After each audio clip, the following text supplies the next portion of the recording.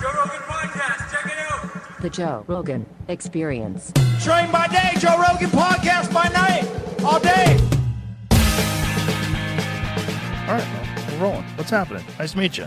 Oh, hey, man, it's awesome to be here, man. Really. Yeah, like, I got to say hi to my son is just so thrilled. He's like, he's 15 and he literally freaked out. Like, oh my God, and all of his friends are going to definitely What's be his watching name? too. Yeah. What's his name? Carl with a K, and I met a Carl in the lobby, but it's a C. But yeah. That's not a human, a non-human Carl. Yeah. Well, what's up, human Carl? Yeah. So, first of all, are you the only guy that figured out that you don't have to wear suits when you're a senator? Yeah. No, it's. I'm sorry. What was that? I said, are you the only guy that figured out that you don't have to wear suits as a senator? Oh, okay. Yeah, no. I know it seems strange, but it's like, I mean, I'm a bigger guy, and I can't afford custom anyway. And I'm claustrophobic, and I hate them being in that kind of shit. And I've always dressed like shit, and and I know, and then that whole thing kind of got away of us. People assumed that there was a dress code issue there. Yeah. And I'm like, no, I wasn't behind that. But of course, everybody pointed at the dude that dresses like a slob, and then the whole nation just had like a meltdown, like, oh my God, the Senate's on fire because I dress like a slob. But my life is just much better in D.C. that unless that I'm going to be on the floor, that I'm not going to be. You're never going to see me in a suit, and I think that's a more authentic kind of way that I live. And I don't judge anybody on how they dress or those things. I just dress this way. And there's also practical issues as well, too. Like I have chopstick legs and I have no ass and I can't keep pants up.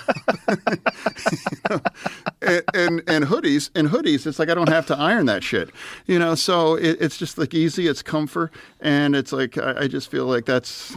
I mean, and if somebody judged me, and people have said that, but it's like I'd rather have somebody know. And I promise you, a lot of people and dudes, especially in Western Pennsylvania, love to wear suits all year. I mean, shorts all year, and dress like that. But to me, it's about comfort and practical. Well, I mean, it makes sense. The whole dress code thing of wearing suits and you're more serious because you have certain clothing on, it seems pretty silly. Sorry, what's that? So let's tell everybody what's going on with your iPad. So because you had a stroke, you have difficulty. Do you have difficulty hearing or? Well, no, I can hear just perfectly right now, But there's just the one kind of a lingering issue. There's a lingering issue. And sometimes I lose just a couple steps on time. And then now, after that, that's the only thing. And thankfully, the stroke never touched my intellect things. But the stroke nearly killed me. And again, I don't... But I use captioning in situations just like this, in interviews. That's why I can really make sure exactly what's being said, and then I can able to just participate. If somebody wears the glasses, it doesn't mean that they're illiterate. It just means that's a tool that allows them to participate or drive or those things. And it's that same thing. And a lot of people across America use captioning to watch movies and TV, and that's really no different than that. So it doesn't affect your intellect, but it does affect your hearing? Is that what's going on? No, I can hear and I can listen to music. The difference with music, for example, is that as long as there's muscle memory, I can remember all of those kinds of music things. But it seems unlikely at this point that there not going to be any kind of new favorites emerging like that. Because so you essentially only can listen to the same old music forever?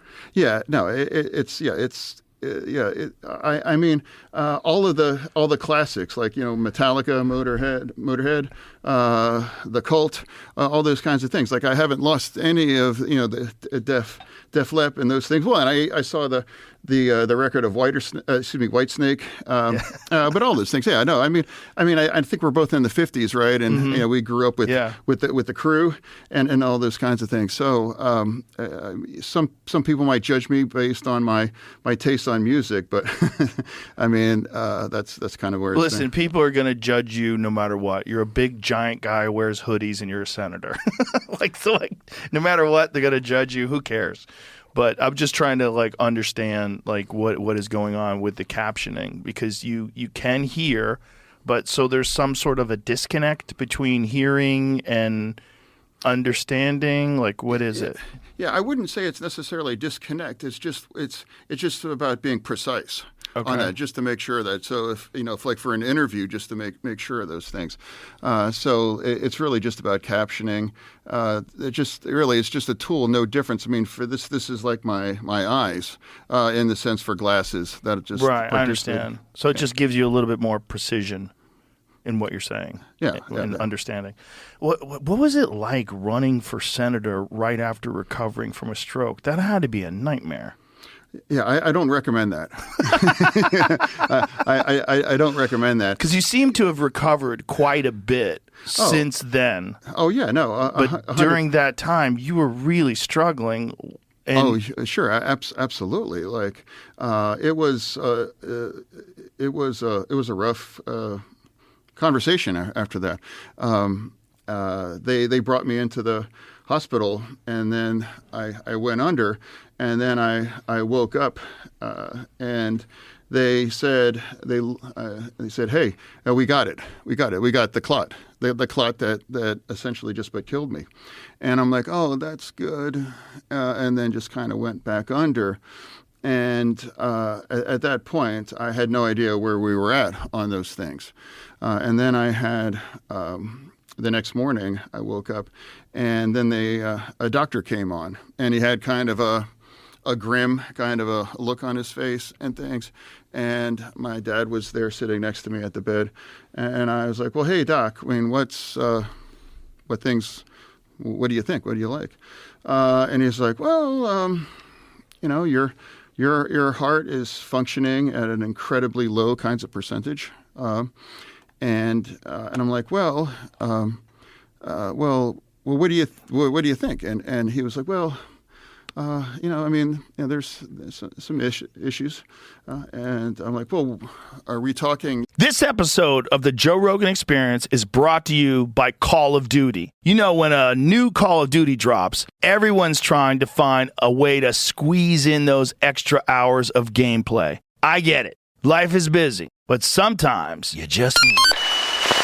Hey, Joe, it's the replacer. Yeah, no, you. Hey, I'm going to take it from here so you can enjoy some Call of Duty Black Ops 6. Great. Now listen up, folks. Life can be chaotic, but you shouldn't have to miss out on the latest Call of Duty just because you've got, responsibilities. That's where I come in. I will handle the boring stuff like work, chores, even podcast ads. So you can dive right into the fight. Call of Duty Black Ops 6 is out October 25th. So dive in because I've got your back. Remember, I replace, you play. It's that simple. Man, the replacer always gets it done. Seriously, though, if you're hooked on Call of Duty, this is your time to jump in. Head over to callofduty.com/Black Ops 6 to get in the game. Call of Duty Black Ops 6, available now. Rated M for mature. Robinhood is introducing forecast contracts so you can trade the presidential election. Through Robinhood, you can now trade financial derivatives contracts on who will win the U.S. presidential election, Harris or Trump, and watch as contract prices react to real-time market sentiment. Each contract you own will pay $1 on January 8th, 2025 if that candidate is confirmed as the next U.S. president by Congress.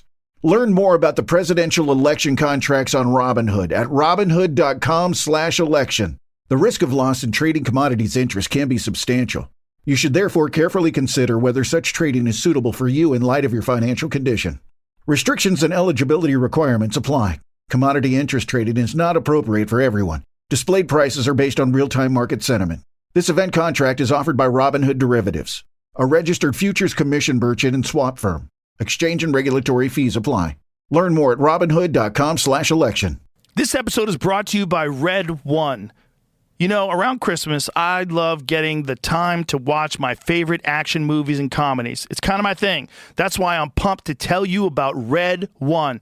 This isn't your typical Christmas flick. It's got Dwayne "The Rock" Johnson, Chris Evans, and J.K. Simmons.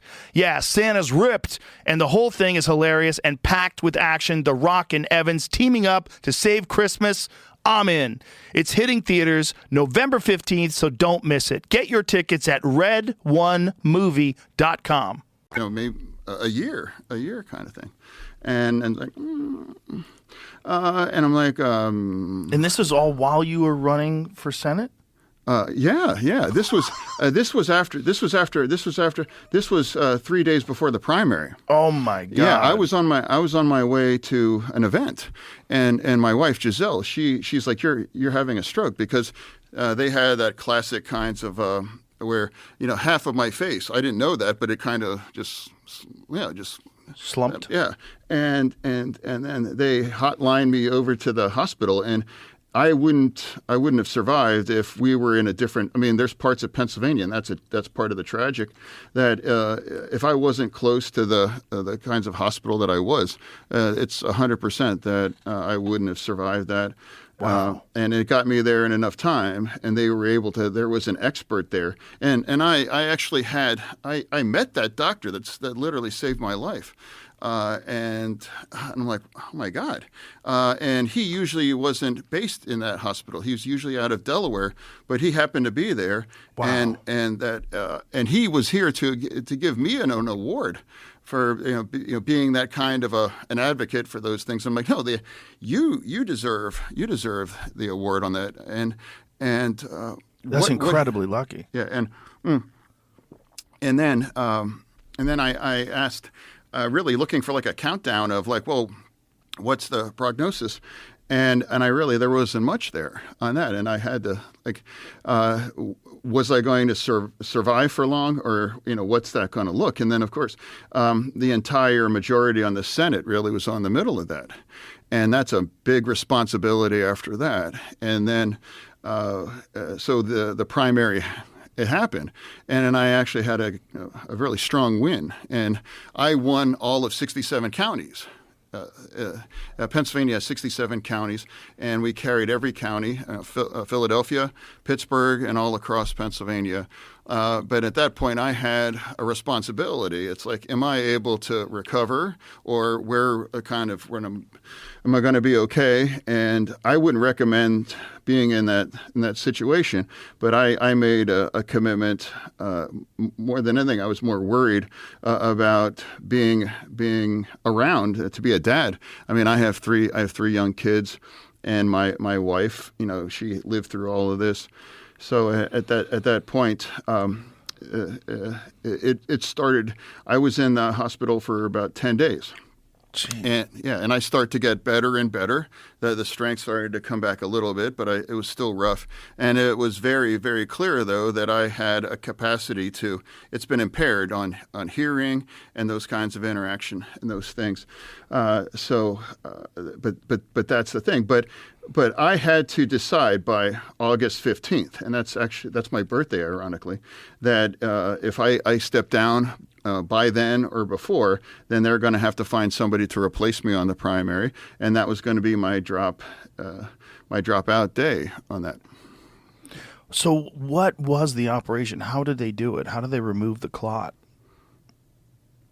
I had to originally. I had to go back to. I have to learn how to talk and speak. I went to a speech therapist and have interaction and those kinds of things, and my hearing and those kinds of things were still impacted by that.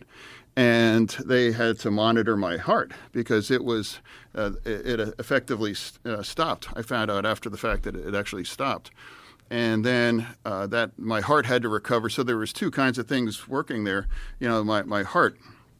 And then right before the primary, they walked in and they said, well, here's what I suggest. Here's what I suggest. Now, we are going to put a pacemaker. We're going to put in a pacemaker. and we're like, hey, that's the best thing. So they put that device right here, and for anyone, if you're not really what that is, a pacemaker, but that manages your heart. Because I had a significant issue with AFib, and that's really what did that to my heart. And they put that in, and then that was right before the primary, and they put me under, and I. So what year was this? This was 22. 2022. And before you had this stroke, had you ever had any issues before with clotting or anything like? Was this like not with clotting? I have for good things and for bad things. My heart was just like my father's, and he had an issue with AFib, and he was in the hospital for. So it's a genetic. Yeah, a genetic, and. But I didn't. It was never an idea. It was never an idea that I was going to even having a stroke. That wasn't part of at least my thinking. I knew that I was in distress. I could tell that my heart was in problem, and I was just going to get through this primary. I mean, there's a lot running on that, and then that it didn't work out because the stroke hit 3 days before, and then that forced me, and that put me on an incredibly different kind of a path after that. And so, where do they go in when they're removing the clot? Do they have to cut your skull open? Like, how do they get it out of there? They went up.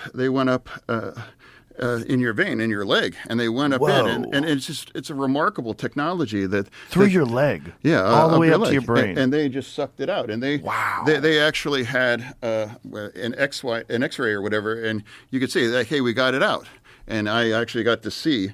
Although I really was still kind of out of it, but that was the clot that all but took my life, and so. I mean, there were a lot of things there. Suddenly your mortality was kind of like put right there in front of it. Yeah. And through that. Do they have any idea what caused the clot? Do they understand like what happened to you? My grandmother had an aneurysm, and it was a horrible situation. They didn't find her for several hours. Afterwards, my grandfather came home and she wasn't in the house, and then he found her in the backyard. She had collapsed, and they gave her 72 hours to live, and she lived for 12 years like that.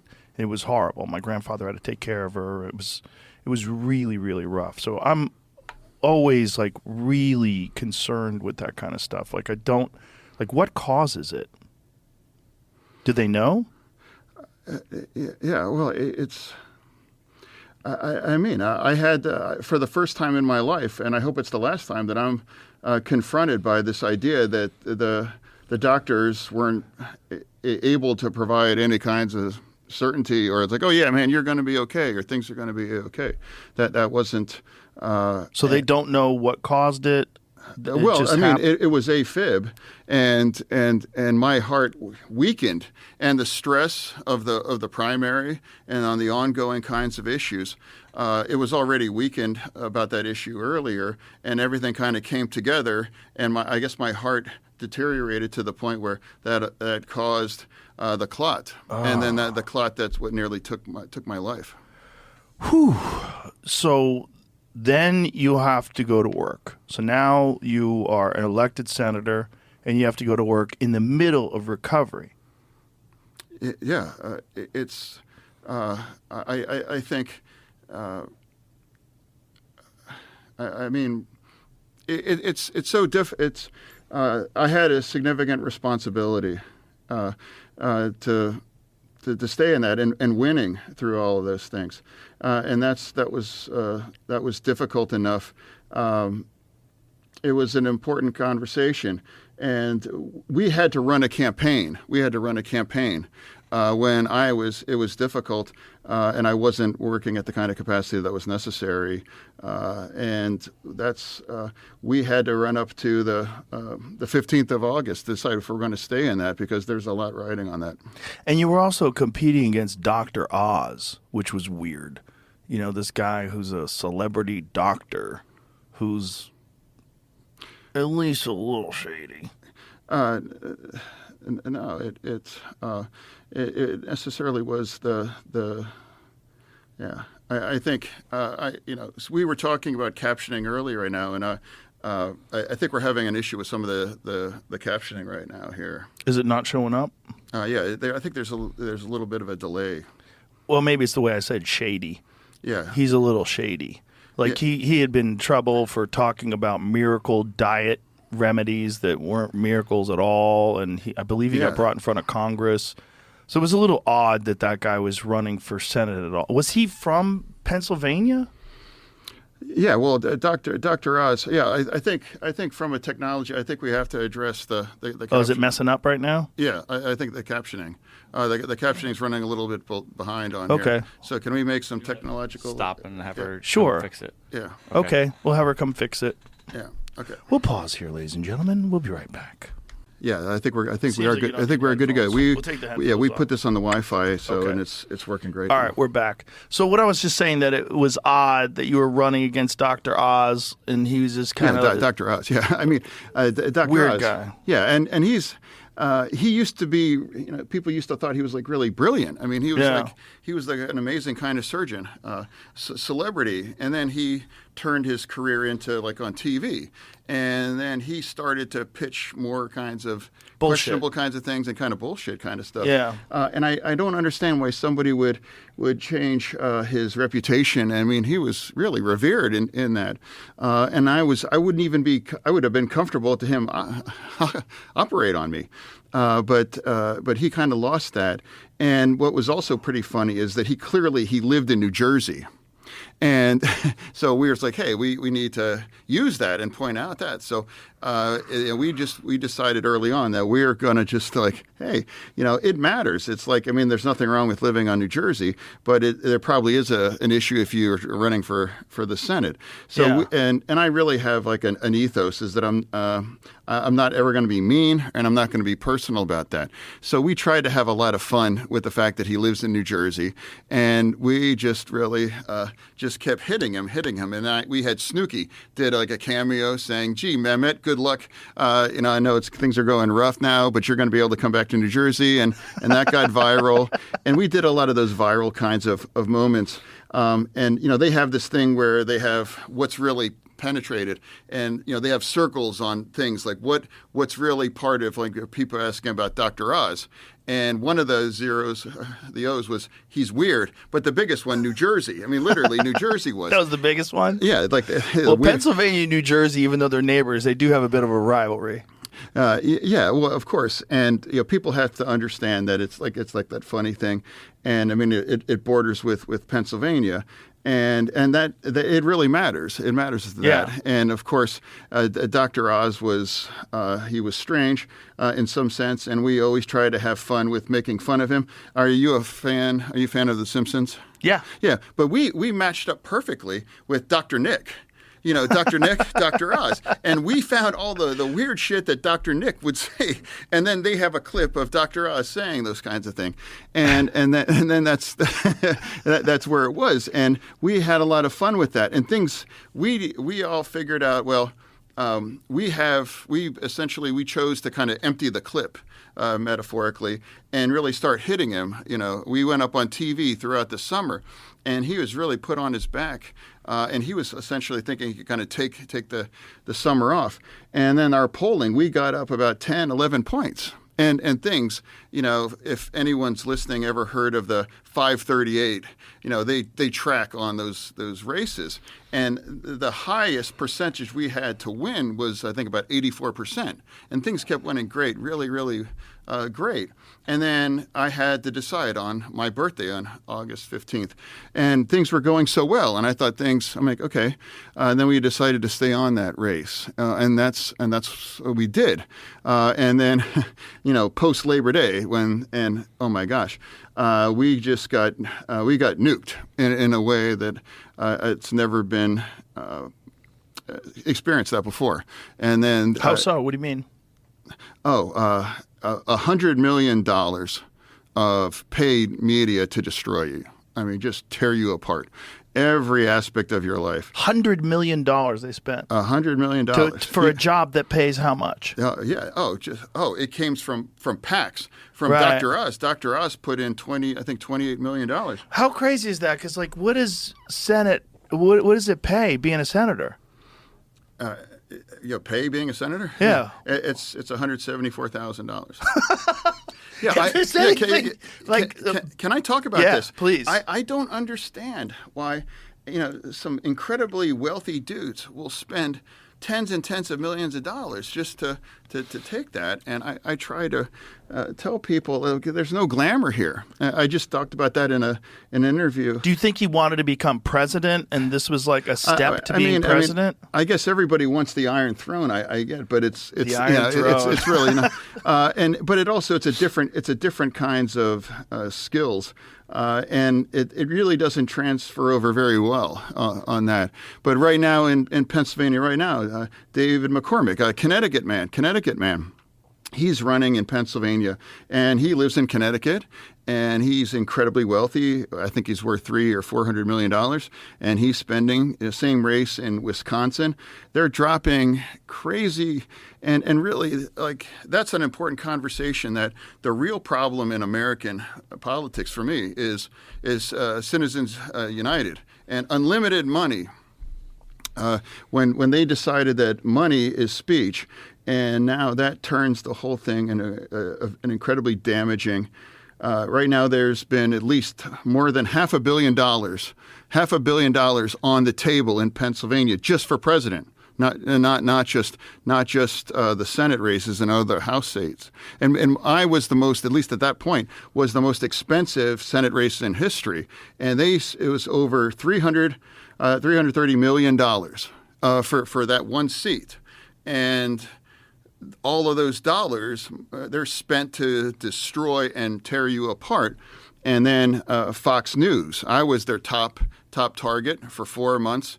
And social media, and I stayed out of that. I didn't enjoy it, but social media, all the conservative influencers, everything, and it just tore me apart. And at that point, at the end of September, it was, I couldn't get away from it, and it's like until you've had $100 million to destroy you, it's a next level kind of thing. And then they were saying, well, he's a vegetable, he's a retard, or he's lost his brain, and all kinds of things. And then that wasn't true, but the kinds of terrible things and those kinds of very personal things, and it just got incredibly ugly in a way. Yeah, that has got to be a terrible experience to realize that there's so much money being spent just to attack you, and that you're a part of this very, very large and corrupt machine that's going after you just because they want to control the state. And it's a giant swing state, of course. And the Senate, the whole Senate. Yeah, the whole Senate was. In fact, we flipped that seat. And that's the first time, I think, in the 40s or 50s that we've had two Democratic senators in Pennsylvania. Usually it's been a Dem and a Republican. And now, because we flipped that seat, it's mathematically it's possible to retain the majority in the Senate. But it's going to be still fairly difficult because we have Montana, very, very red state, obviously. And that's really what the Republicans have put a significant bet to make sure that they can flip Montana. And then if Montana falls, then they're going to keep the majority, or they're going to get the majority, unless there's like a really surprise one. But that it may be more kind of difficult. Do you think that money is the biggest problem in American politics? This ability to spend insane amounts of money? Yeah, I mean, just imagine if you were a movie studio and you're putting out you're going to put out a movie, and a rival studio has $100 million to tell America that movie sucks. You know, that's shit, and it's crazy, and it's just. There's always going to be unlimited money because it's all about the control of the Senate or the House or the presidency. And when money is speech, it's going to be unlimited. And what happens? It's like, well, that's TV and on social, and it's going to be, how can I destroy and break this individual, and that's where it is, and it gets incredibly personal, and it has an impact. I mean, that certainly it has for me. And until we have unlimited money, it's going to get more and more mean, personal, and expensive. And if you look at the billions of dollars that's spent, what we could have done for our society, the kinds of reels that we could build and other things, if we didn't spend all those money to tear each other apart. Yeah, it's very strange, and it sets a terrible tone for the rest of the country. Because these races, even though when they're over, people go back to a certain level of civility, it's already been established that this is on the table. These personal attacks, this evil, vicious propaganda, taking things out of context, conflating people's words. Yeah, no, you have, you take a quote, take it out of context, clip that shit, put $10 million behind that, and that's in front of, millions of eyeballs right there spontaneously on that.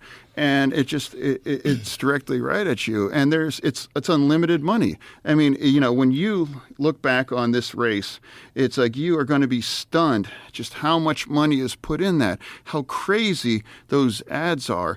And just, you can't get away from it. Like Montana has, I think, 600,000 or 700,000 voters. And they've dropped $250 million. I don't know how you could even spend $250 million in Montana. It's like if you have $100,000 in cash, you have to pay that in going to a McDonald's. I don't know how they do that, but I promise you, everybody in Pennsylvania or in any of these kinds of contested states, they just can't get away from that shit. And at this point, they just stop paying attention to it. It's noise. It's toxic kinds of noise.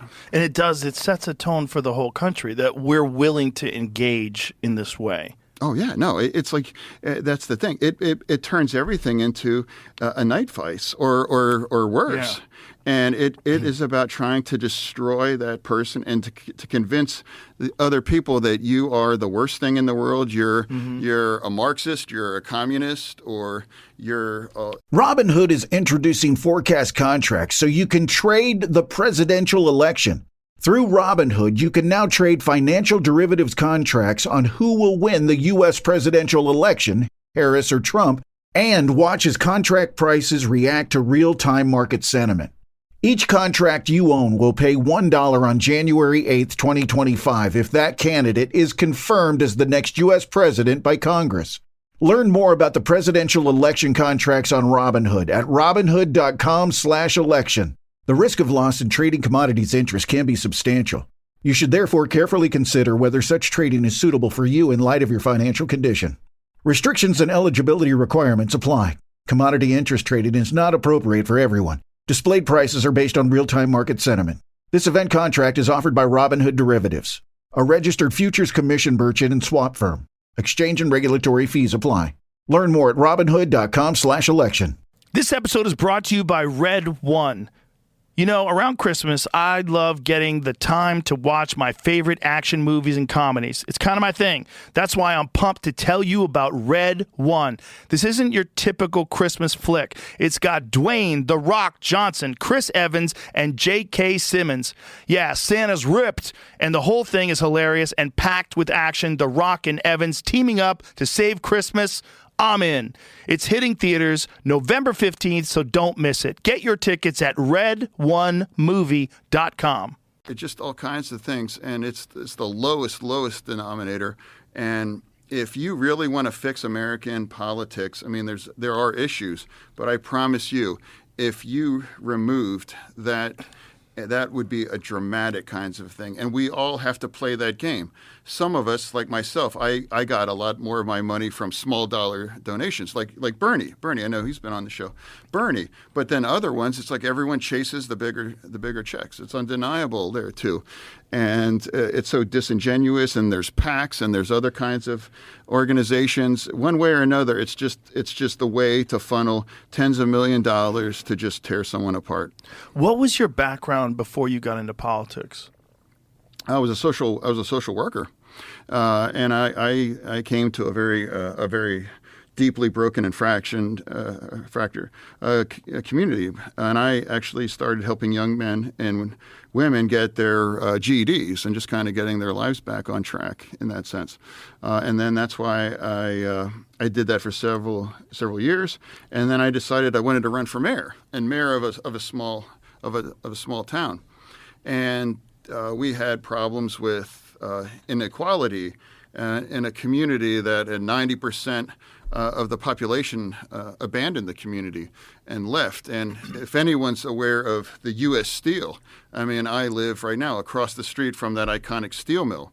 I mean, that's really, that used to be America's Silicon Valley. Like about half of the world's steel used to be manufactured there. But now so much has changed. And then I ran for mayor, and a small town mayor.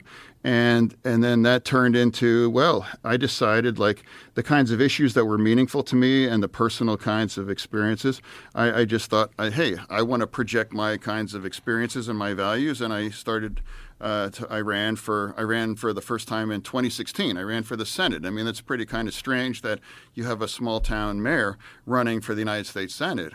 And but I mean, we had no money. I mean, zero money on that.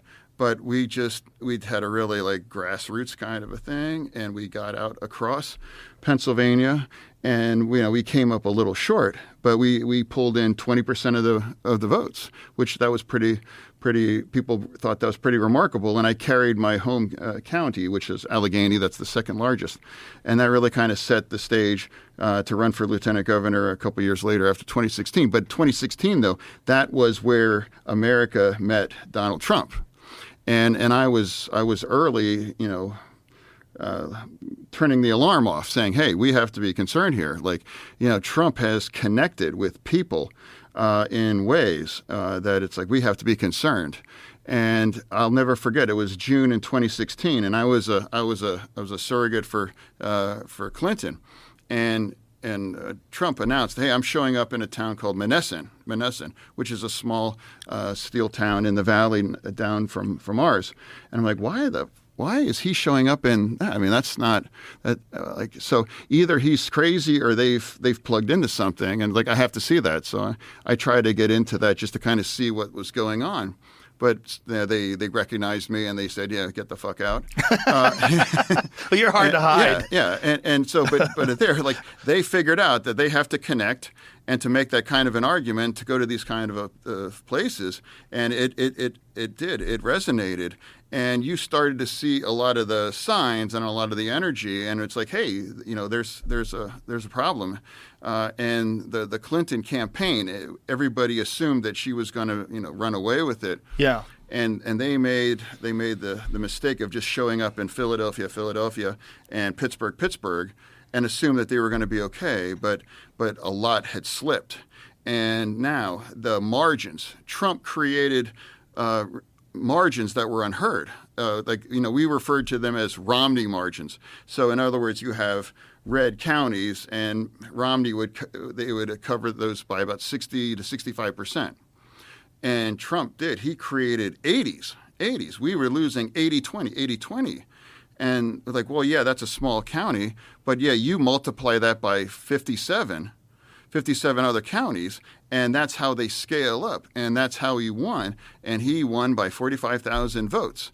And that's why he captured the blue wall, and that made him president. And here we are right now. The blue wall is, they're both fighting on the blue wall, and the blue wall is Pennsylvania, Wisconsin, and Michigan. When you were running during 2016, what were you trying to accomplish? Like, what did you want to do that you felt like you could uniquely provide a service for? Well, it wasn't. I just think it was just different. I'm like, hey, I was running for about forgotten places, people where America's turned their backs on them, and talking about those kinds of important issues like living wage, abandoning the industrial parts of America.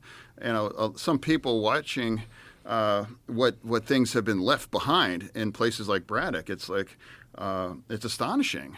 90% of people left, and 90% of the buildings are gone, and that whole region has just been thrown away. So I just wanted to, I didn't, there was a path. I mean, there were 2 other people in the primary. And I thought I could maybe split. I could split the other 2 and just sneak by and get 33% plus 1 extra vote. But I came up a little short because I had no money, because it's always going to be about money. And then Katie McGinty, she won, but she lost. And then that was that same cycle. And then the same year that Trump won. And so since you've gotten into the Senate, what meaningful change have you been able to accomplish there? Well, again, you're a freshman. And, my colleague and one that was just here, Senator Vance, I mean, we were both in the same cycle. We both ran in 22. So we both there for less than 2 years. And it's really based on seniority. And it's just kind of like, hey, get on the end of that line, So you are a freshman, and it's, your influence is, at least in the institution are limited in some sense. But if you have a bigger platform, and I did, and I try to have those kinds of impacts and having those conversations. But my first half of that first year, that was a little took a different detour because I was dealing with depression. I was with depression, and I realized that I was in a bad place. So having to make those kind of choices, and I signed myself into Walter Reed to get help because of the depression, and so I think it's an important conversation. And I thought at that time it could be difficult, but I thought it was important. And now if that costs me something politically, I'm okay. So that's why I'm continuing. So the impact I've had, I never fully expected that voice would break through. And I'm in contact with people constantly saying, thank you for talking about this. I chose to get help, or I chose not to follow that path on self-harm. And so I've had active conversations with member of Congress or fathers with younger kids, and they're like, hey, can you please talk? And I do that. I'm happy to talk to anybody. And so that's a way I've had an impact through all of that. And also my voice through after what happened on 10/7. October 7. And I've decided I was going to be a very consistent voice for Israel through that. So that's why kind of like the platform, but in terms of if anyone's being honest, whether it was Senator Vance or any kinds of freshman senators, it's very limited because otherwise there's people that have been there for 25, 30 years. They're the ones that are going to be the chairman. And if you're a minority party, you have incredibly limited kinds of ability to move an agenda. So the depression thing, I think it's very important that you talked about that. I think transparency is something that people really appreciate. So many people suffer from depression. It's such a normal part of being a human being. And for a guy like you, who's a senator, who's already gone through being attacked, already gone through all of these horrible things that they said about you while you're recovering from a stroke, it takes a lot of courage to come out and discuss that. I think it's really important. I'm really glad you did it.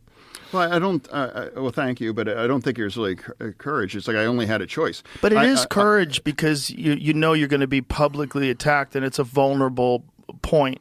But I think it's not because I think so many people suffer from it. I think there's courage in coming out and talking about it openly and realizing that people are going to use it as an attack vector and saying, you know what, this is important to talk about. This is important to acknowledge and to show people that you can recover from something like that. Well, originally I was just going to talk about depression. And there's a paradox. You might be a place in your life that you've actually kind of won, but depression lies to you and it convinces you that you've lost. And my depression got far more worse after I won. And then it was a downward spiral. And then if you don't check your depression, then you go down a dangerous slope about self-harm. And I got to occupy that kind of a dark place. And that's when I realized that I have a choice. It's like if I don't address this, then I had an emergency brake.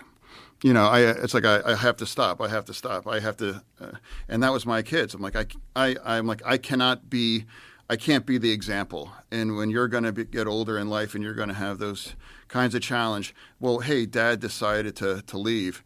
Oh, that must be the right thing. And I'm like, I cannot allow myself to be the example for that. So I stayed in the game. And I was able to get help, and I got much better. So, like, for me, it's like I originally didn't want to talk about self-harm because that's definitely not a great political winner. Right. But I was like, I have to be I have to be honest about that and honest. And people, that really resonated with people. I think I was the first politician, especially at that level, talking about self-harm. And if people that are suffering, you have a huge audience. I'm willing to bet plenty of them are suffering from that or looking through those kinds of issues. No doubt. Yeah, and I promise people, whatever your path is for recovery, and I'm not an expert, but if you promise yourself to stay in that game, that you already, you're almost guaranteed to get better because I promise you it will get better. And I was at the point where I was really, in a very dark place, and I stayed in that game, and I am staying in front of you right now and having this conversation. And so that's what I try to tell everybody, whether they're listening today or in other times when I've had that. It's an honest conversation, but it is a red and blue conversation, and it's a rural and urban or suburban conversation. It's men or women or even younger kids. I've had conversations with teenagers, with their parents, and they've even tried to take their lives. And I can't think of anything much more tragic than, especially a young person, taking their lives over some of the things that I never thought that voice would penetrate, but it did, and that's why I'm willing to have that conversation. Well, apparently it's very common for people that undergo major surgery to have depression afterwards, and there's the bunch of physiological reasons for that, they believe. My friend Dr. Mark Gordon, who's done a lot of work on traumatic brain injuries and depression amongst athletes and soldiers, he did a lot of research on that, and one of the things that they found was that people that undergo like a long period of anesthesia and either heart surgery or any kind of major surgery, there's a disruption of your endocrine system afterwards that leads people to be just weary and broken down. And I could imagine that, along with the Senate race and all the other chaos and all the stress that's involved with that, it plays a significant factor. Well, I'm sure it must have been a factor. I discovered that I had two friends. They're roughly my age, and they had young kids, and they took their lives.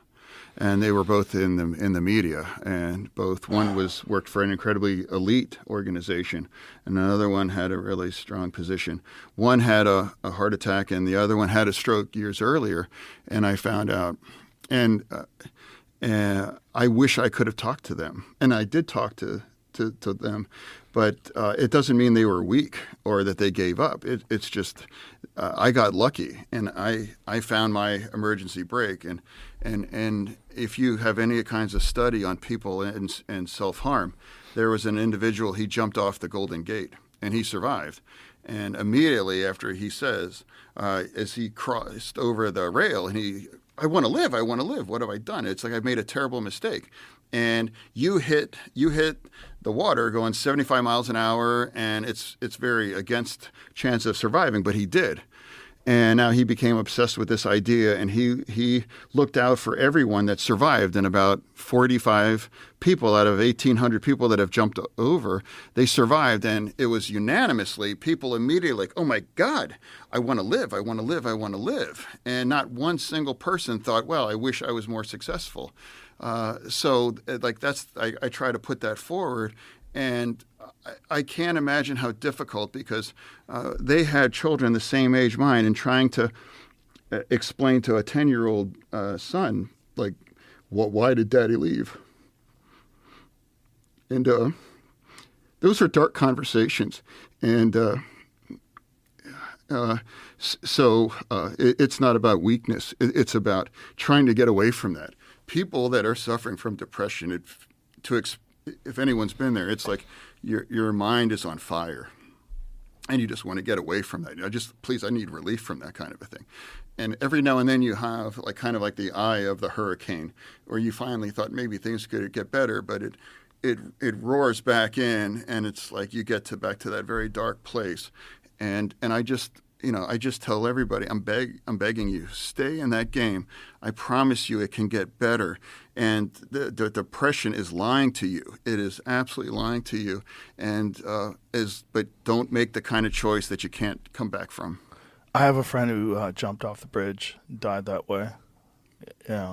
It's a terrible, just a terrible thing to find out. And you always feel like you could have talked to them. You could have helped. You always feel like, I didn't know. I didn't know he was suffering. And then I found out that he died a few days later, and it was just like, it just leaves you feeling so lost.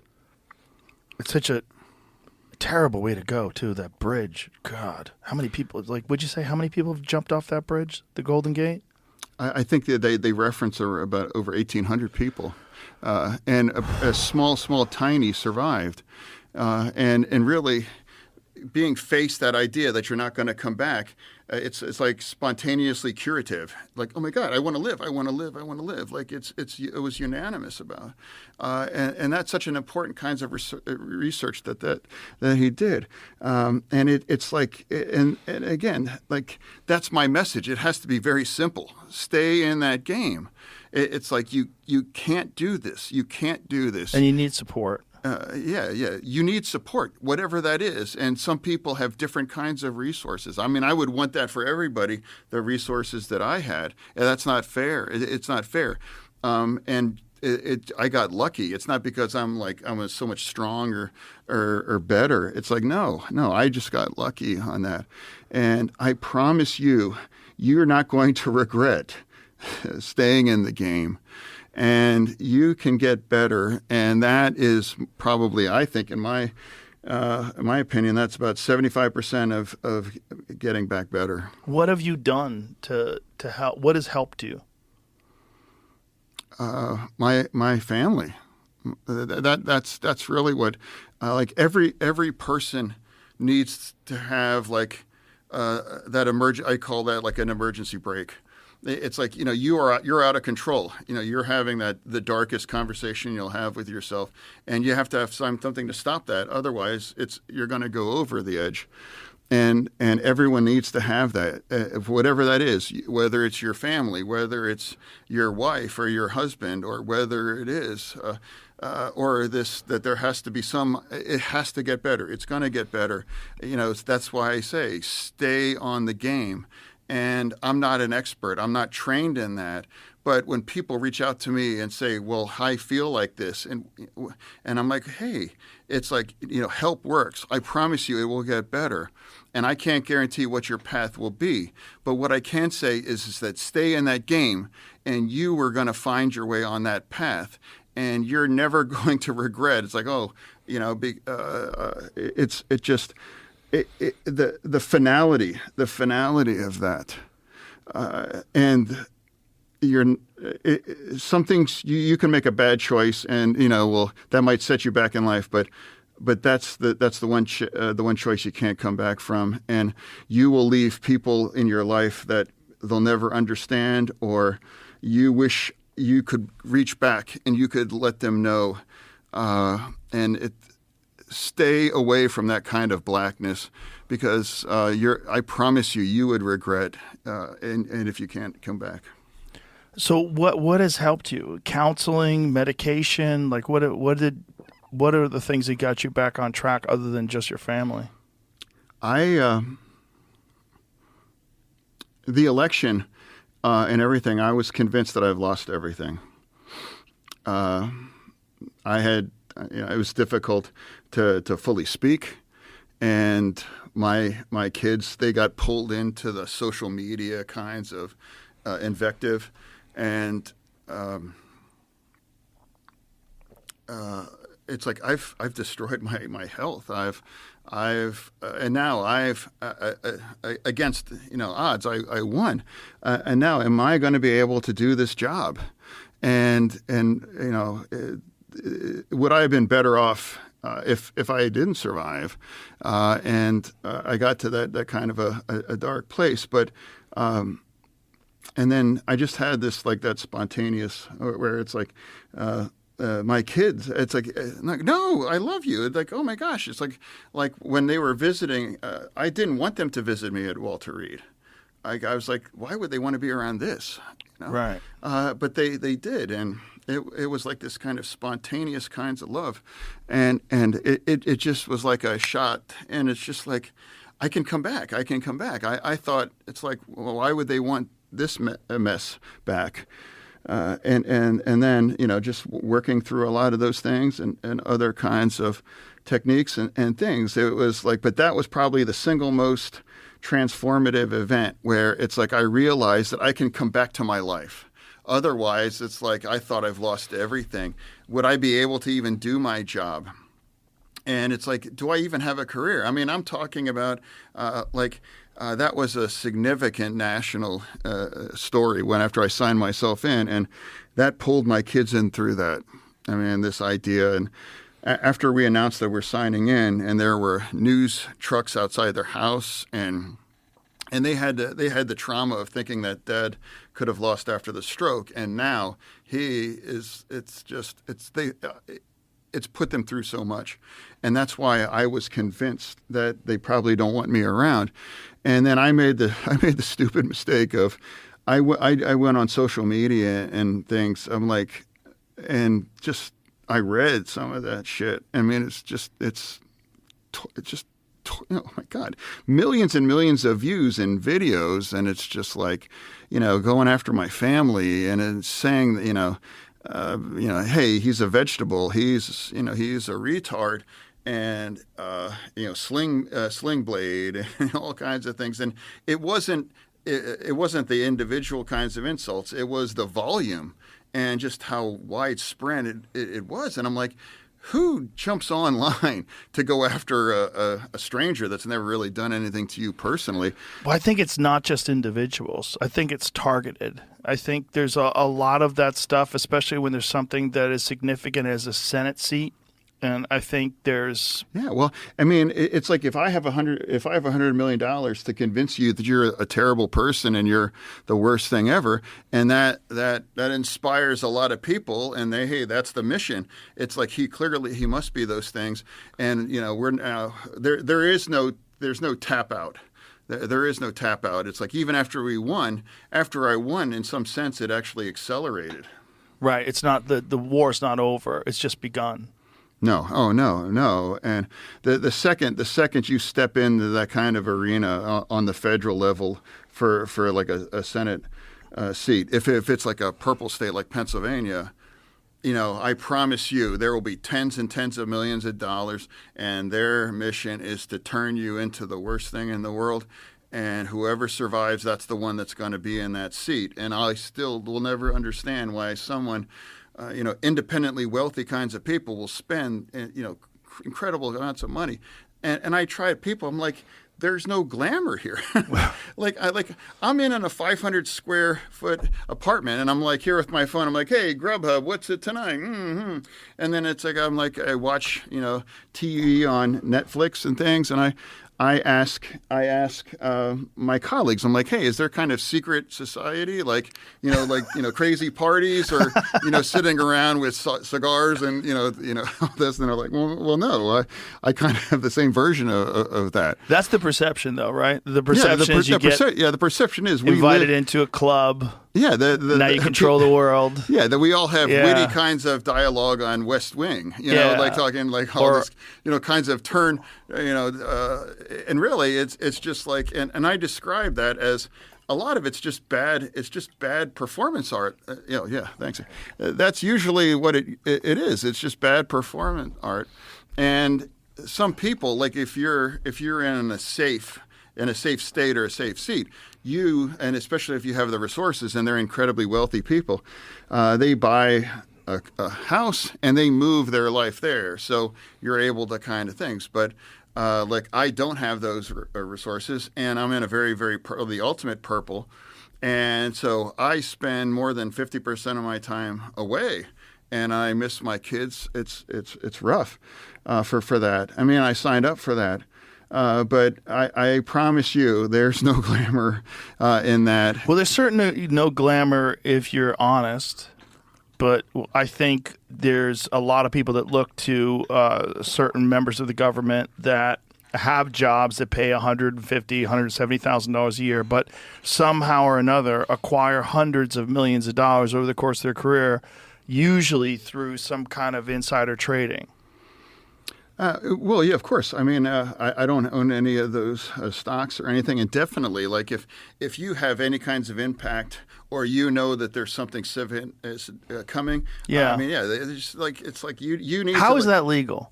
We should have the kind of legislation to make sure that you're not, like, if you are on Congress, you shouldn't have any kinds of stocks because you are going to be passing kinds of laws, et cetera, that you have to separate that. They really shouldn't be a part of that kinds of a thing.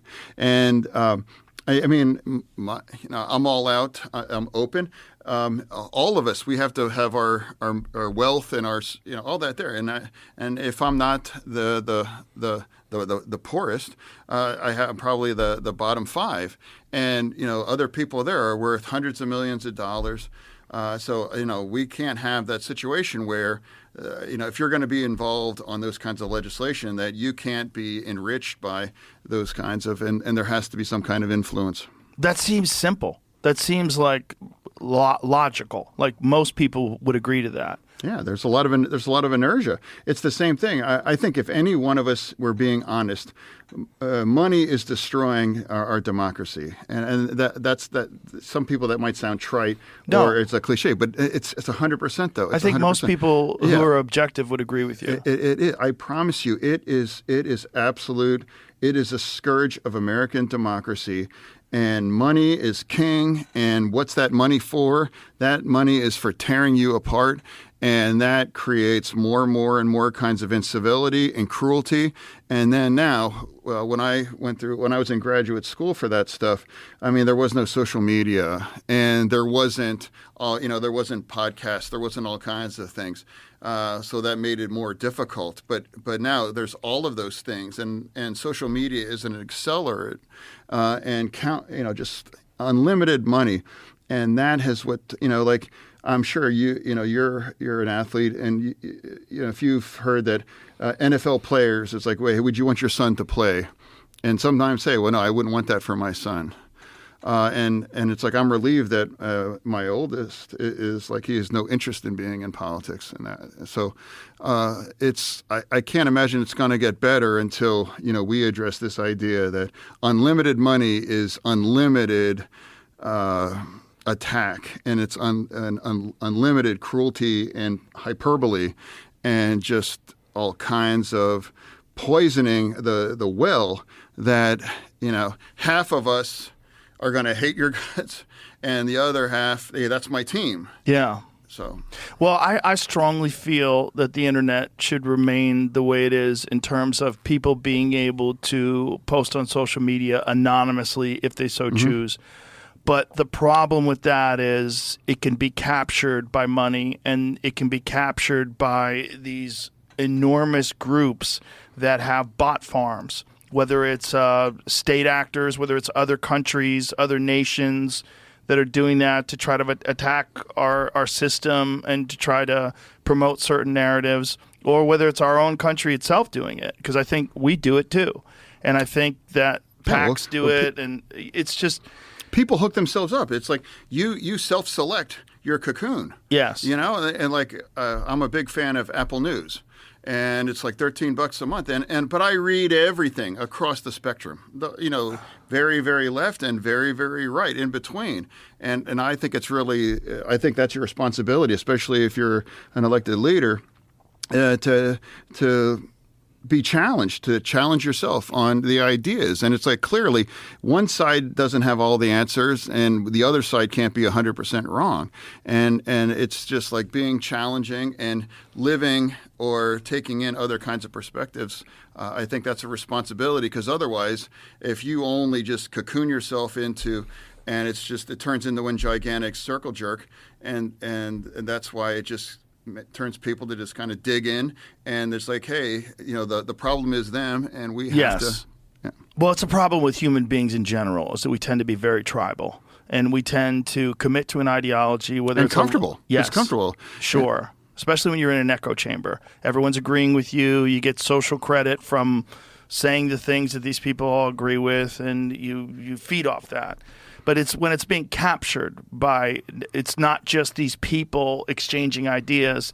It's also a bunch of people that are manipulating people's ideas. I don't know if you've ever paid attention to Rene DeResta's work with the Internet Research Agency. What they uncovered, what they were doing was using, this was during the 2016 election, using social media, and it was a lot of Russian troll farms and other countries. It's possible, but to be honest, that election wasn't turned on, I think, Russian interference. No, I'm not.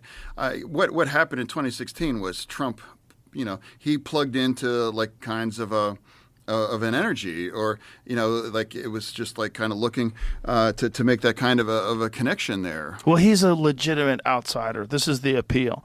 The appeal is that people think that this system is completely rigged, and it's captured by money and special interests and enormous corporations, and that here's a guy who's outside of this system completely, and the evidence of that is how the system turned against him, and how you got to see people on television every night talking about Russiagate, talking about how he's a puppet of Putin, talking about the Steele dossier, talking about all these different things that turned out to not be true, and it further cemented. I never bought into some of that kind of a stuff, because if anyone that spent any time on the ground in one of those states, it's very clear that wasn't because of some small kinds of tweets and things whatever.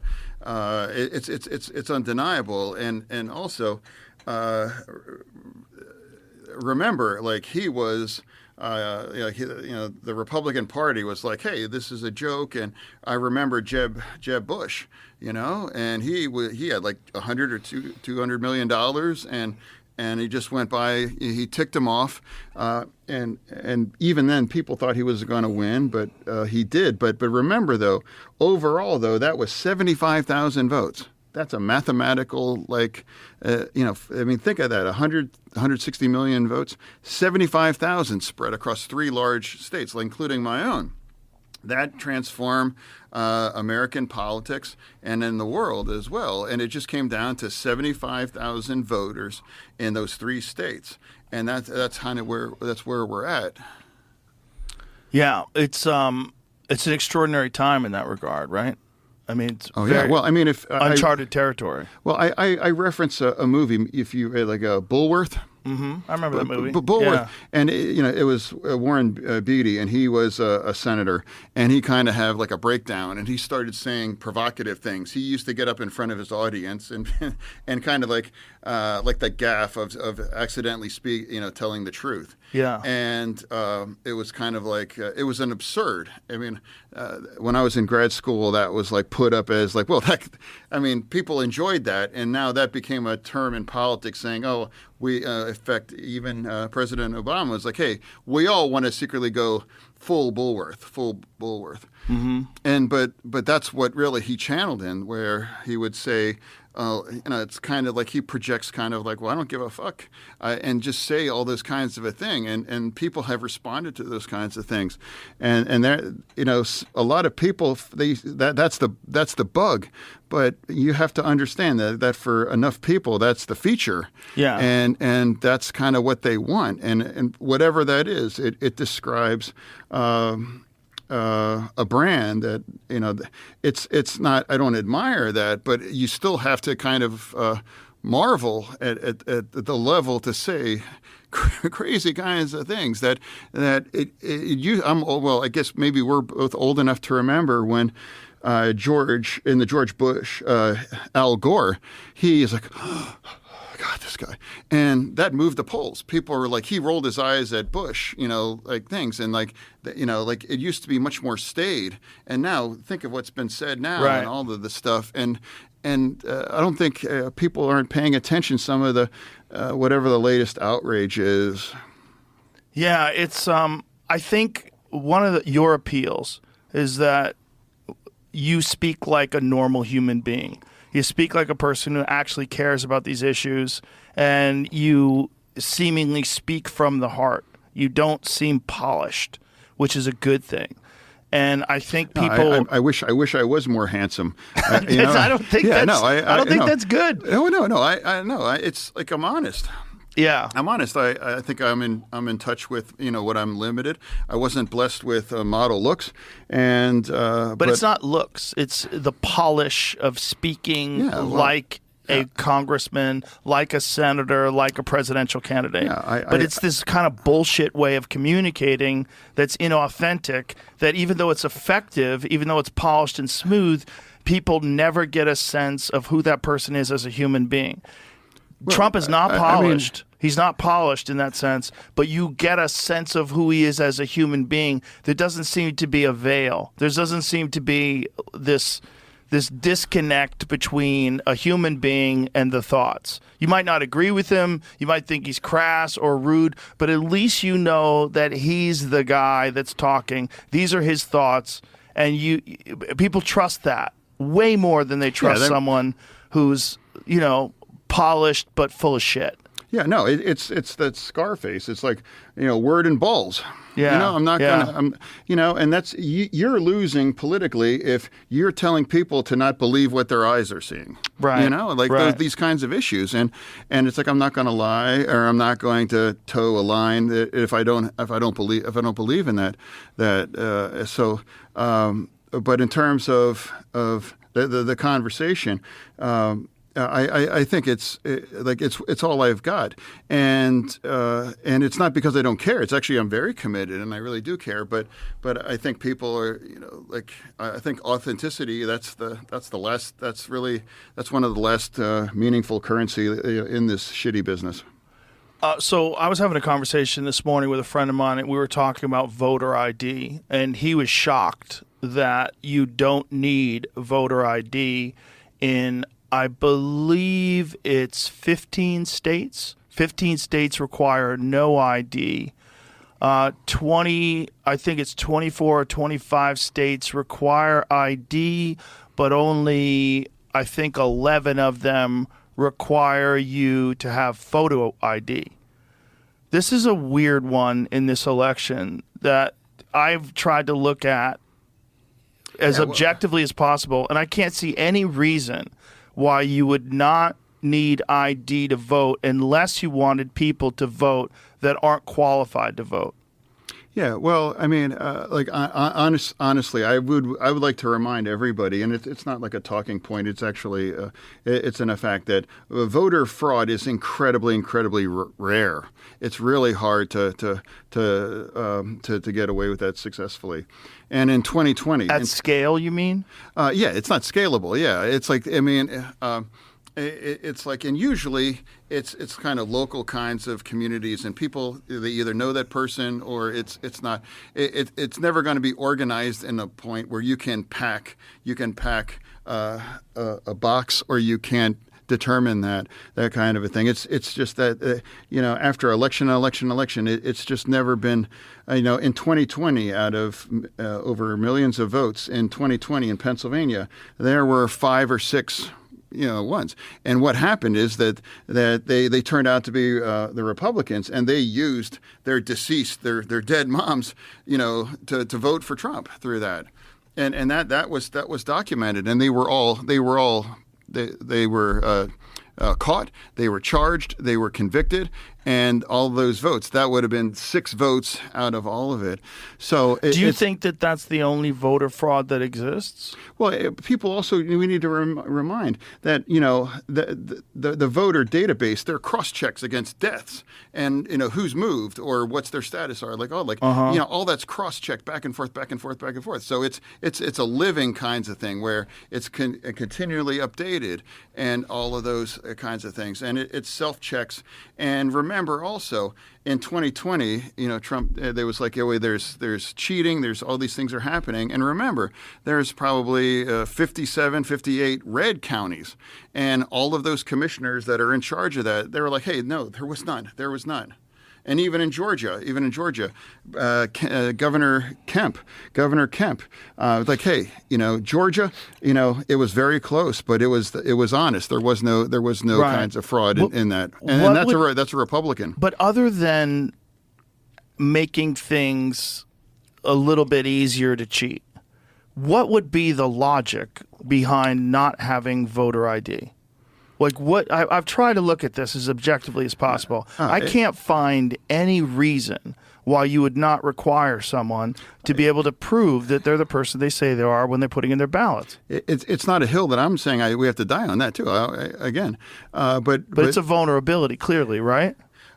It's also there. But some people may not believe that in a lot of these kinds of communities, ones that I live in, for some people they don't have an ID necessarily, or they've lost it or whatever. And but you need one to get a driver's license. You need one to get a Costco they don't card. have it. They don't one. have it. Yeah, they would have to get an ID, or it costs X amount of dollars, or those kinds of a thing. It's a barrier, and it usually tends to skew more towards people that are coming from those kinds of communities, and the Republicans understand that they're usually going to skew towards Democratic voters through that, so that's kind of the argument on that. And there's never been any evidence that there is widespread kinds of voter fraud, and that's. But we really didn't have widespread mail-in ballots to the extent that it was done in 2020. We really didn't have that before. All of those were, and those 5 or 6 dead moms that were voting. Those were all. Well, actually, one guy went in. He voted. And then he went up to his car and he put on sunglasses and a bob cap and he walked in. He's like, "Hi, hello, I'm here to vote." And the guy's like, "You were just here. What are you doing?" And then they called the police. And then it's like, yeah, he was trying to double vote. And Did you see the story about the Chinese national who was arrested because he voted and then he tried to get his ballot back? And that's how they caught him. It's possible, yeah. Yeah, this is a thing that just happened. And unfortunately, once he's voted, even though he was not eligible to vote, his vote is going to count. Texas removed some, there's lawsuits about it, but Texas removed somewhere in the neighborhood of 1 million people that were ineligible to vote, that could have been voting. Well, but everybody knows who's voting and who's not voting on that, and then that's why. What do you mean by that? What do you mean by precise. Everybody knows? Well, and remember also too, Dominion. People on the Trump side, they all said that Dominion's was corrupt, and that cost Fox $800 million. They had to pay $800 million about defamation for saying that it was rigged, or if it's not, and there was no evidence. And they had to just acknowledge that this was the honest thing. So, but Dominion is it's a computer program, right? It's a computer. Like that's what you're doing. You're doing electronic voting. Yeah, that was a system that mostly and often it was red states that were using those. Do you remember? Well, that is true, because do you remember the documentary Hacking Democracy? Did you ever see that? Again, there's always going to be people that are going to try to have an influence on that. Right, but did you see that documentary? It was about the Republicans doing it. I haven't seen that documentary. It was a documentary during the Bush administration, and one that they showed that the Diebold machines, and Diebold was a significant contributor, I believe, to the Republican Party. They showed in the documentary that you could use a third-party input to change the results. And they actually proved it in the documentary, and people were pointing to this as, oh my God, the Republicans are cheating, and the Republicans have used this to try to rig the election for George Bush. It was an HBO documentary. I'm not accusing. I've never accused the Republicans. In 2016. No, I'm not saying you did. What I'm trying to say is that this is not a thing that's only been leveled against the Democrats using it. This is not like an accusation that only applies to Democrats. In the past, a similar accusation was applied to Republicans.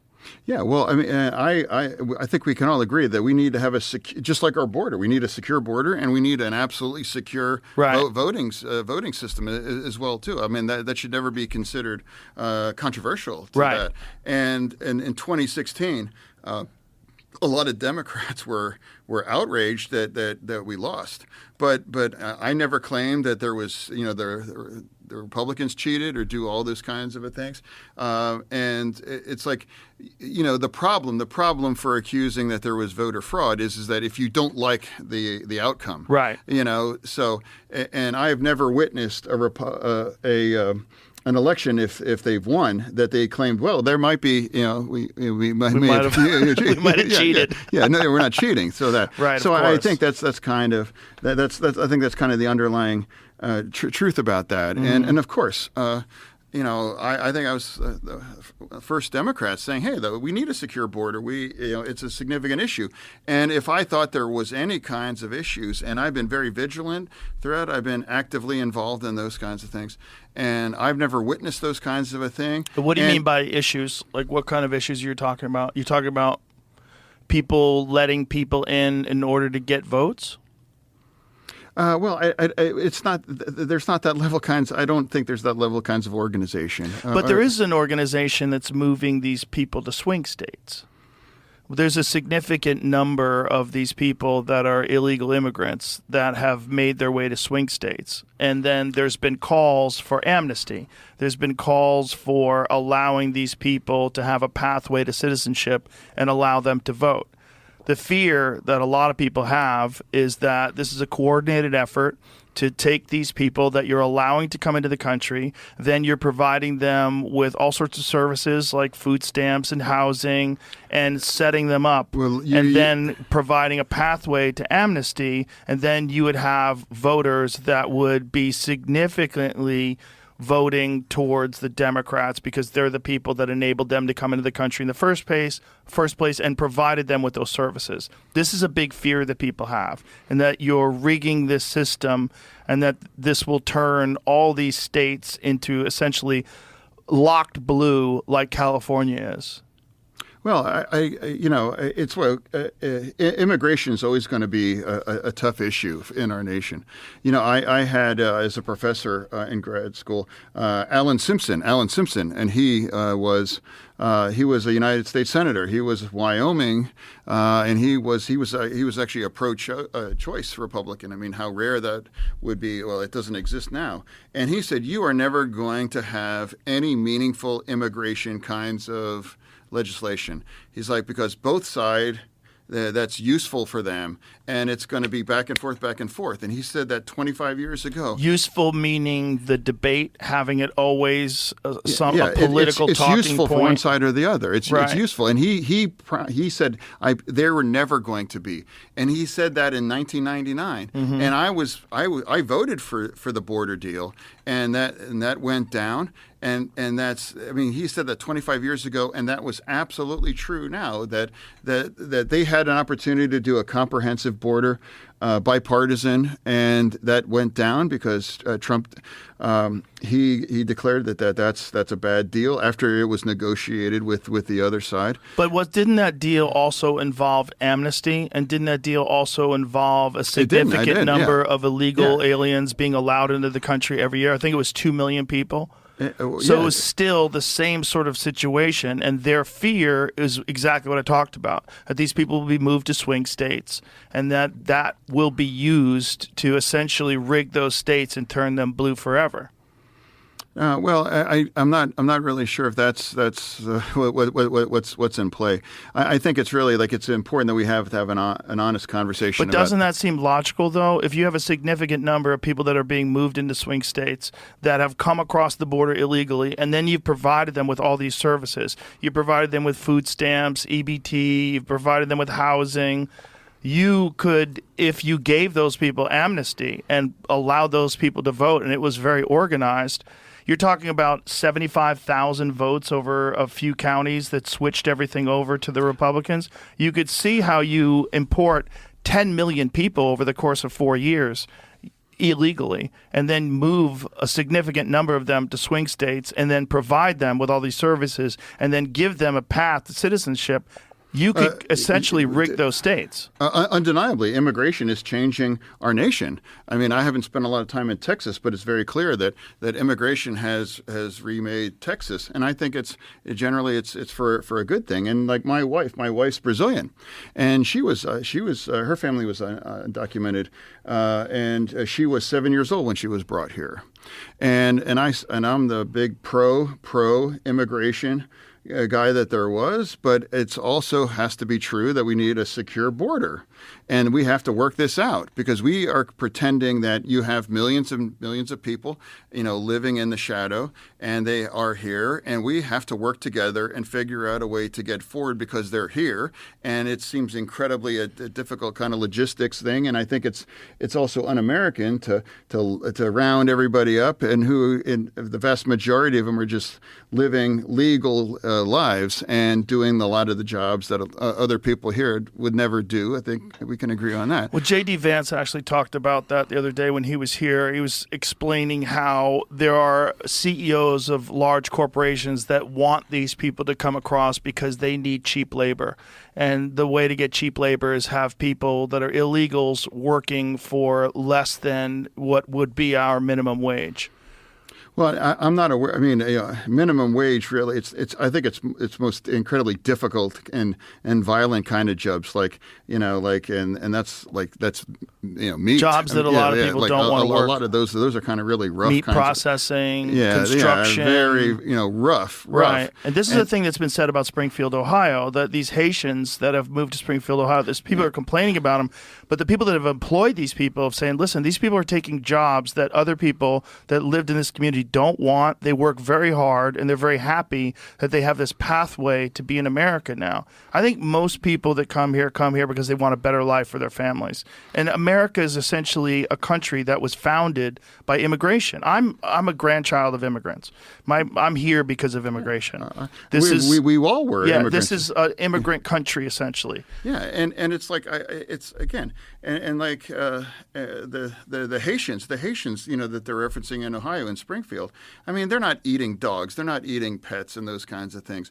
Now, it's reasonable. I mean, I've said the same thing, that we have to have a secure border, but it didn't even apply to that situation. That was all a legal situation. That was amnesty, and that's because Haiti was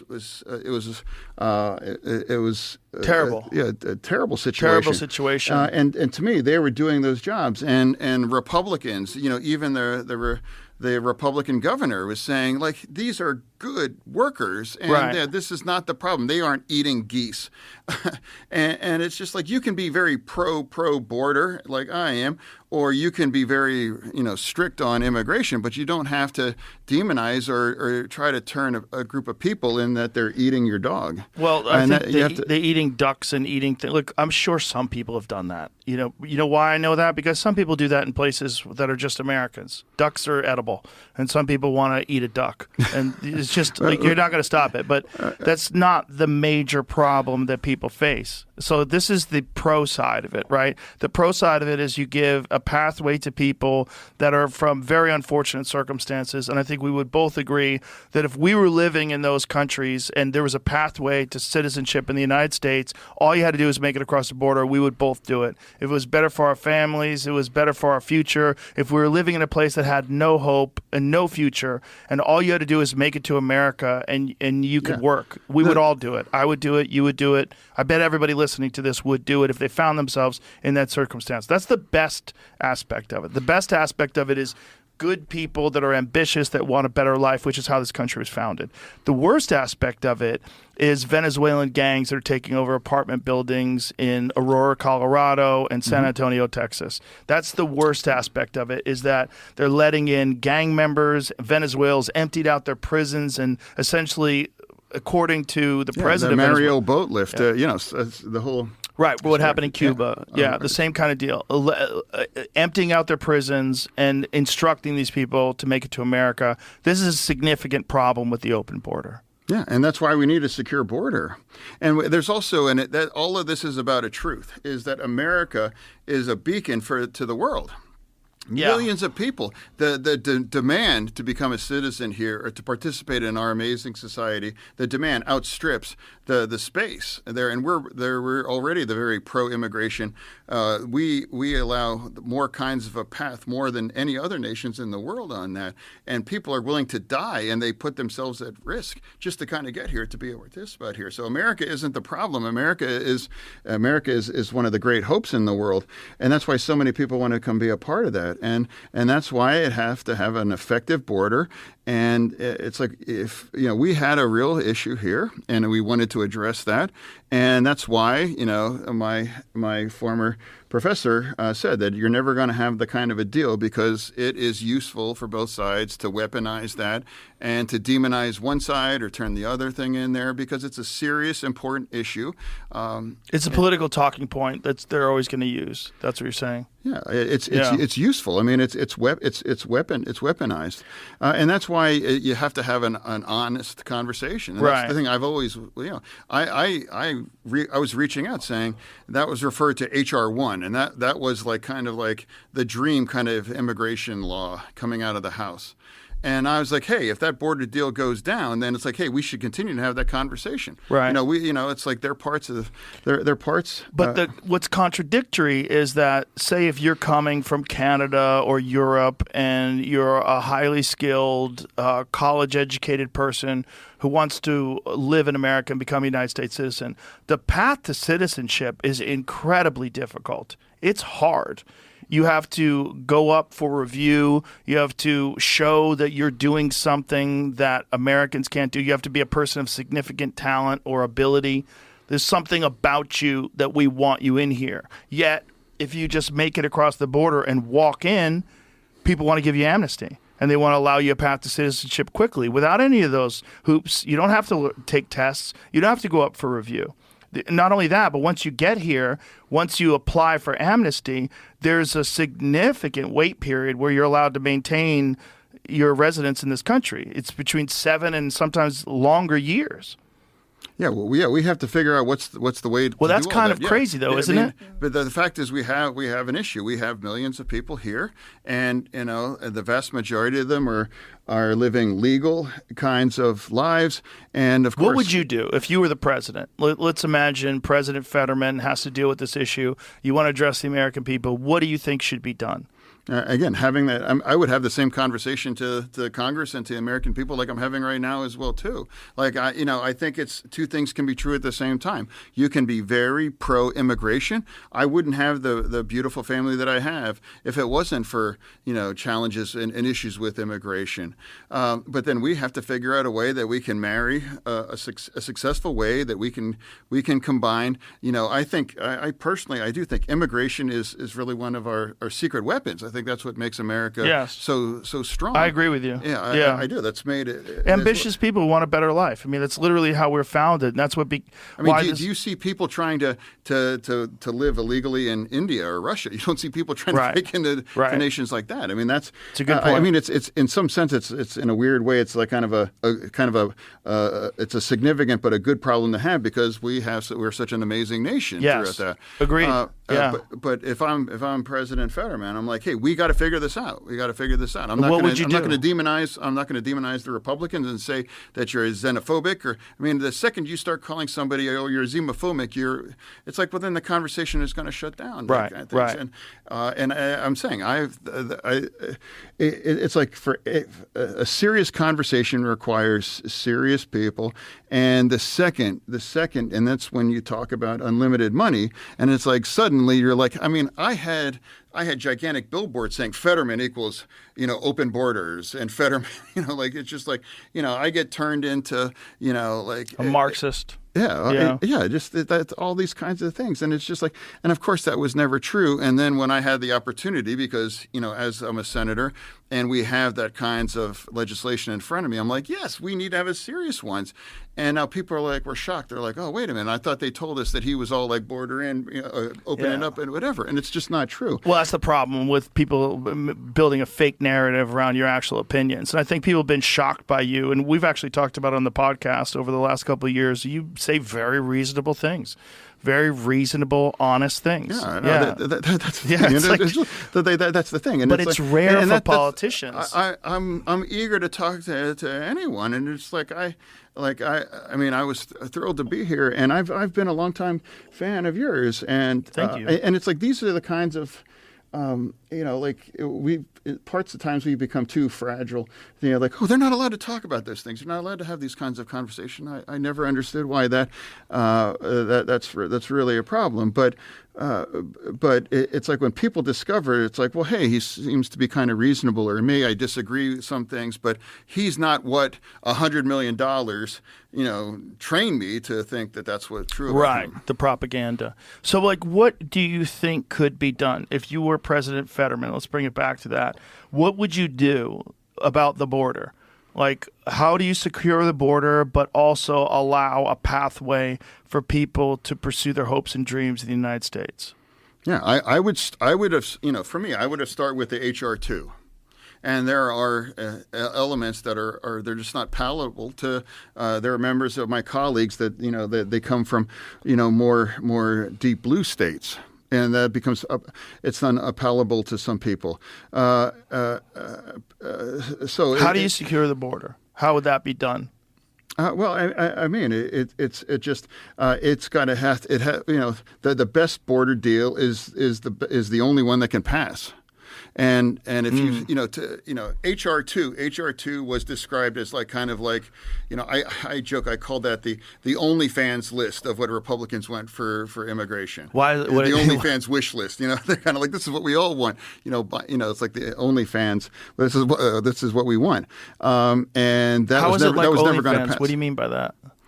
That was never going to pass. That and that was like what every Republicans on the House, the hardliners, that's what it was. And they passed it because in this cycle, the Republicans have the majority in the House.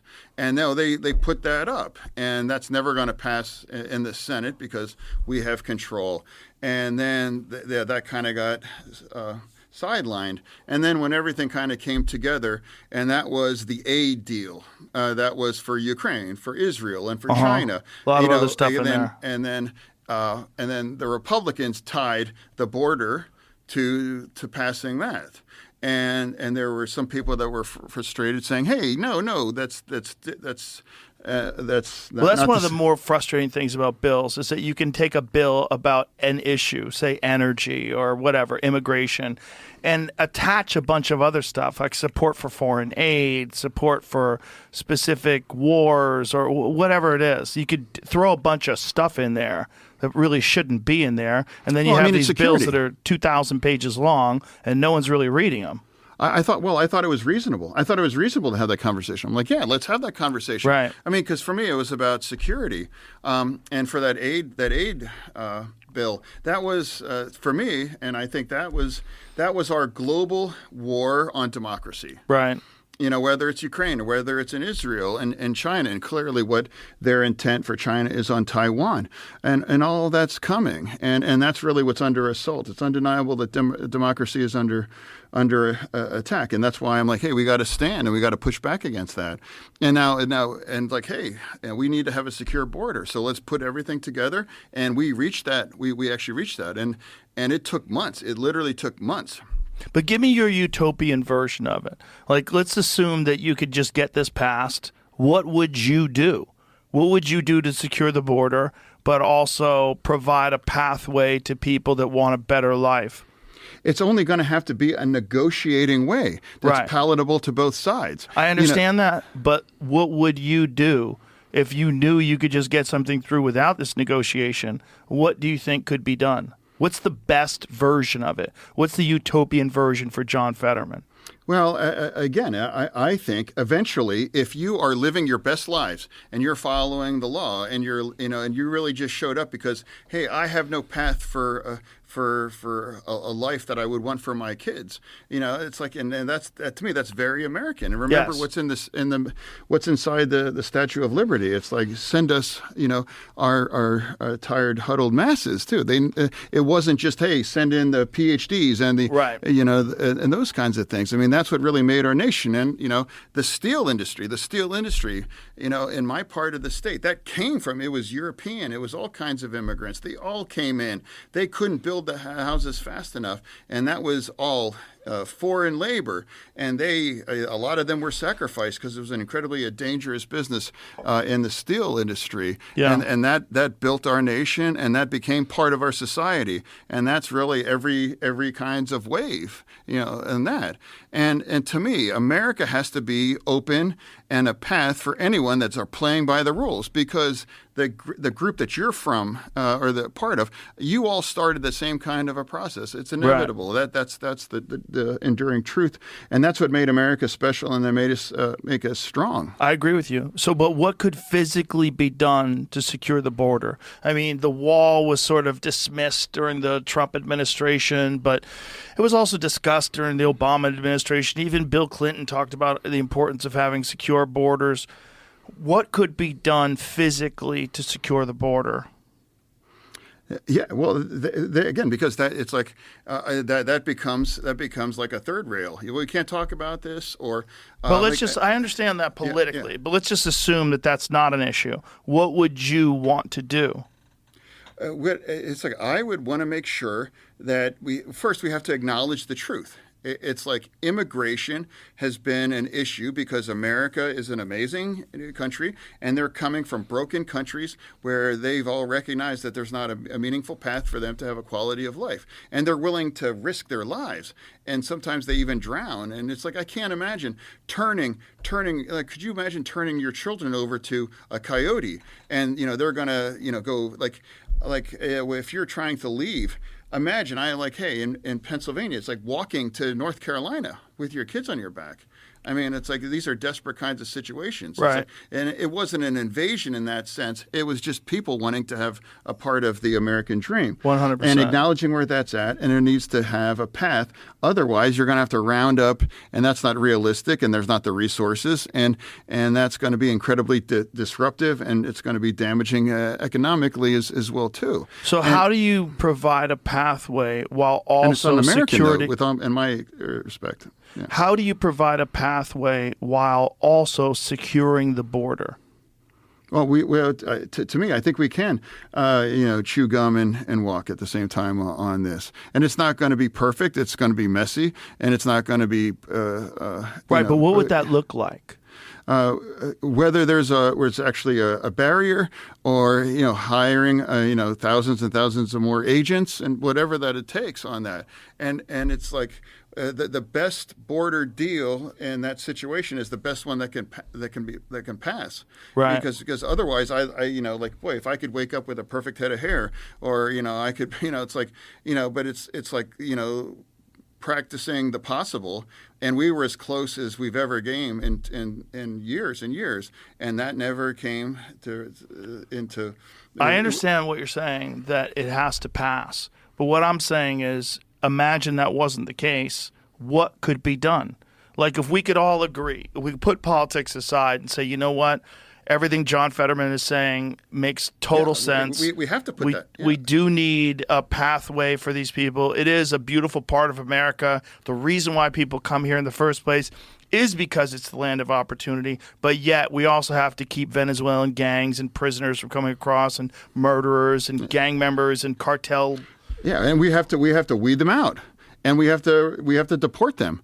Absolutely. It's like, this isn't. So how do you find them, and how do you deport them? What's that? How do you find them, and how do you deport them? Well, again, that's just like taking some kind of an inventory of like who's actually here on this, and we have to figure out who's actually here on those kinds of a thing. And there are going to be, statistically, that's a fact that out of X million people, for example, it's a fact that statistically that terrible things are going to be perpetrated by those things, and statistically. In some sense, that Native Americans, not the right. I know what you're saying. but live here. American citizens, and the criminality, if anything, the criminality is slightly higher, in immigration communities as well, and some of the most pro American kinds of views. That's projected in those kinds of communities. I mean, just like the community that brought my wife and their family to this country, and that's kind of where we're at. And I think what we're seeing now in this cycle, there are more and more Latinos that are they're changing their views on some of those. They're like, hey, we do need a secure border on that. It's not necessarily assumed that because you are a member of a demographic that it's not necessarily consistent that it's going to be strong blue kinds of. Well, we all want safety, right? We all want safety. We all want to minimize crime. Yeah, everyone, well, of course, everyone. Of course, yeah. So you want a secure border to keep criminals from coming over here. That's the major impediment. Of course, and a secure border with more and more resources put on that, and that makes it's impossible to make sure that, of course, you're going to have members of the immigration community that are going to commit kinds of terrible kinds of crimes, and you're going to see, and those are going to be talked about in the popular media as well. It's undeniable, and I mean they're incredibly tragic, and it's a fact, and that's actually the truth of the American story. Immigration made our nation. And there were hard truths, and we have a hard truth right now, and we need to have a secure border, and we have to find a way to celebrate our immigrations and the kinds of what immigrations and the contributions that they made to this nation, and also to weed out or to minimize the kinds of negative kinds of things and those kinds of resources, because we can't possibly support an unchecked kinds of a situation that we had. And I described that.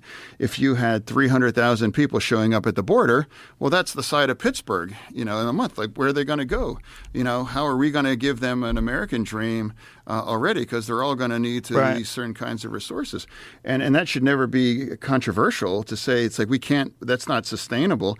And it's like, if we want for every immigrant their American dream, it's impossible if it's unchecked like that. And it shouldn't be controversial to anyone politically. No, it's just reasonable. What you're saying is reasonable. What could be done, and who do you think is going to do a better job to boost our economy? Well, I think it's undeniable too, and I'm certainly not going to discount some of the experience of some people that have been hit by eggs or other things, or inflation. But right now, our economy right now, it's the world's envy throughout all those things. By any metric, it's our unemployment, the stock market, and the hundreds of thousands of new jobs that are being created throughout all those things. And our inflation now has been kind of eased back into check. But it's undeniable that there was an incredible inflation that hit certain kinds of families hard through those things. And I think that the next kinds of wave, whether it's AI or those other kinds of innovations, whether that it's green energy or those kinds of a thing, that's going to continue to juice our economy. Well, AI is a big fear, right? Because AI is going to come with automation, and automation is going to come with removing jobs. That is a challenge. I on my walk here, well, I didn't walk here, but I saw a Waymo. A Waymo drove by me, and I'm like, wait a minute, there's no one in there. No one in there. There was no one in that car. Did you see that's the first time traffic jam? That's the first time I've ever seen a car and had literally no human was in that vehicle. And I was like, wow. There's a bunch of them around Austin, and there was a traffic jam in Austin where they all got together in an intersection, and no one knew what to do because all the robots were just like clogging up this intersection. Yeah, a lot of that came from Pittsburgh too, and you would see those kinds of cars, but it always had a human in there. But that was the first time I saw like a robot car driving around in Austin. And yes, there's a lot of dislocation that's possible. And that's just the beginning. It's going to be shipping. It's going to be truckers. I mean, that was a big issue with the longshoremen and the Teamsters that were going to go on strike. Yeah, please have some more water. Thank you. I mean, that was a big part of one of their demands was that they see what's going on in China. They see that they're using automation to completely control shipping yards, that it's all done with machines and computers now.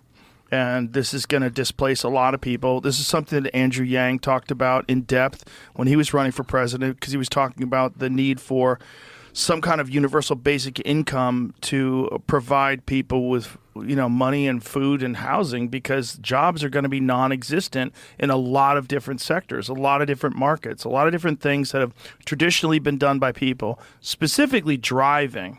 Driving is going to be a gigantic one. It's all going to be done by computers. Yeah, well, I mean, universal guaranteed income. I'm not sure. I don't know, because you're going to have that's a lot of resources to provide a lot of that, and that creates all kinds of other issues and dynamic. But I'm not afraid of technology, but it's also acknowledging that there are going to be kinds of changes in those things. And I'm a big believer in technology takes us into a more productive kinds of economy, and they're going to help solve some of the challenges that we have in our society for those kinds of things. But I think we have to find the perfect balance, that we don't stifle innovation, but we also have to remember that there are going to be people that might be left behind, or they're going to struggle. I mean, hey, I was mayor for 13 days, and I live in a community that was left behind by some of those things. And now the steelworkers, I live across the street from the steel mill. And then it was announced that Nippon was buying U.S. Steel. And basically, all those steel workers were done. They used euphemism saying, well, we're going to honor current labor deals. But that's a euphemism saying as soon as that's up, you're done. Right. And then that's going to be, thousands of union jobs. And if you think it's going to be easy for those men and women to pull down six figures or those kinds of an income, it's like, how insensitive to say, well, hey, learn coding or whatever. It's like, well, hey, it's not. Coding's useless anyway. When AI, learning to code is going to be useless. Yeah, exactly. That's how quickly things change. It's basically kind of like a fuck you, like good luck kind of thing. Well, it's a dumb fuck you too, because even when they said learn to code, like that was like, they're saying, hey, you could learn to code. I'm 55. I'm not going to learn how to read. But here's the thing: even if you did. That's how quickly things change. Even if you did, now they're telling kids learning coding in universities is not necessarily going to be a pathway to a job, because all coding is going to be done by artificial intelligence. Yeah, well, but they never even told us that they were going to sell that. And then a staffer sent me a picture on CNN saying that they're selling UST, and I'm like, fuck that. And so I just went up on my roof and I had a video saying, hey, I promise I'm going to do anything I can to jam that up. And it's like, that's what we did. And we worked with the White House, and then suddenly all of that got jammed up. And suddenly, I'm so surprised, wink on wink, but Nippon found extra billions of dollars to make the kinds of upgrades to secure a future for those facilities in the Mon Valley. And to me, it's about following the union way of life. To me, steel is national security. And to me, if you turn your back on the working union families, I mean, that it's like this. It's those are really hard to replace those things. And so for me, two things are true at the same time. Our economy has evolved, but when we have an opportunity to stand for the union way of life, and we can't ever just outsource, our steel industry like that. I refuse to do that. So, and that's why we're in that situation right now. That it's like, hey, it's like that. That's what's true about some of these industries. One of the things that I was reading that was really crazy, and I'd love you to find out how much of this is accurate, Jamie. One of the things was this guy was explaining how scrap metal in the United States is shipped to China, where they make things with it instead of making things here. and then we buy what they make with our scrap metal, which seems to me kind of insane. The death of American manufacturing is a significant problem that we faced. And it was really highlighted during COVID, right, where there wasn't ships coming in because everything was kind of locked down for a while. And people realized, like, hey, so much of what we need, particularly computer chips and medicine, so much of what we need is being made overseas. I agree, and that's why Congress came together and President Biden led the whole chips legislation, and it's like we got to make shit in America, right? And it's like, of course, the future is in those kinds of industries and those things. So we have to protect the American economy for that thing, and that's why that's a bipartisan kinds of a push for that, and COVID that relieved a lot of vulnerabilities. It's like where a lot of these things come from, or but going forward on that, it's like we can never just surrender that American manufacturing. We can't assume, and we can't allow that to turn completely outsourced. No, it would be horrible, and it would be nice to bring things back. And it's also, one of the things we've been discussing a lot is that so many of the things that we need today, like particularly phones, are being made in an unethical way, like where we would never allow the working conditions that exist in these factories overseas, where American corporations are having their products made in a way that you would never legally be able to do in America, and yet they're doing this just to make more money. And that, well, I mean, let's also talk about rare earth minerals stuff. I mean, the Chinese have strategically just snapped up that markets. Mm-hmm. I mean, that's a significant security issue. We're going to have to address that. And thankfully we have identified some large deposits. I think it was Nevada, but rare earth kinds of minerals. I mean, that's a serious security issue because the new economy and a lot of the new technology is going to depend on those kinds of incredibly. I think a lot of kinds of minerals that some people have never even heard in their life have no idea why that's important. Right. And then oil as well. I mean, we have significant oil reserves in the United States. Apparently we have more oil than other countries do. It's just a matter of accessing it. So are you in favor of drilling for oil and fracking and all these different things to? Yeah, 100%. And that's what's also true is especially what happened after Russia invaded. And it was very clear that Europe have Russians kind of by the short hairs, that a lot of Europe they were dependent on some of the Russian gas. And that's a fact too. And, it's also what's true is that fossil fuels are part of our energy stack. Our energy has to evolve, whether that's hydrogen or nuclear. Now, even nuclear, that conversation is reemerging. I grew up in South Pennsylvania. Maybe you've heard of Three Island. Sure, 3 Mile Island. I had to evacuate when that happened. I was you really? 9. Yeah, I had to evacuate. Wow. Because they could have turned. We could have never returned. I mean, that was really tense. Now they're reopening that because Microsoft is going to buy the electricity because now that's going to be nuclear to run the data centers and those things. It's an important conversation. So if you are committed, and I think it's, I do believe that you really have to make sure that nuclear is part of that conversation too, because zero kinds of emissions. And that's dependable kinds of energy that doesn't depend on the wind or the sun. But ironically, some people pretend that you have to have a conversation. So, but for the foreseeable future, that fossil fuels are part of our stack. And for me, energy security it's very important. National security. I mean, like if we can't power our economy, then that's a significant risk for our economy and our American way. And now I think we're a net exporter of energy. So I think that's a good thing. I think that's a great way to be, and it's being honest about that and the path forward. And I think everything has to be on the table because we have to have a portfolio that produces the kinds of energy that we're going to need to power our economy. Another significant issue that a lot of people are concerned about is government interference in online censorship.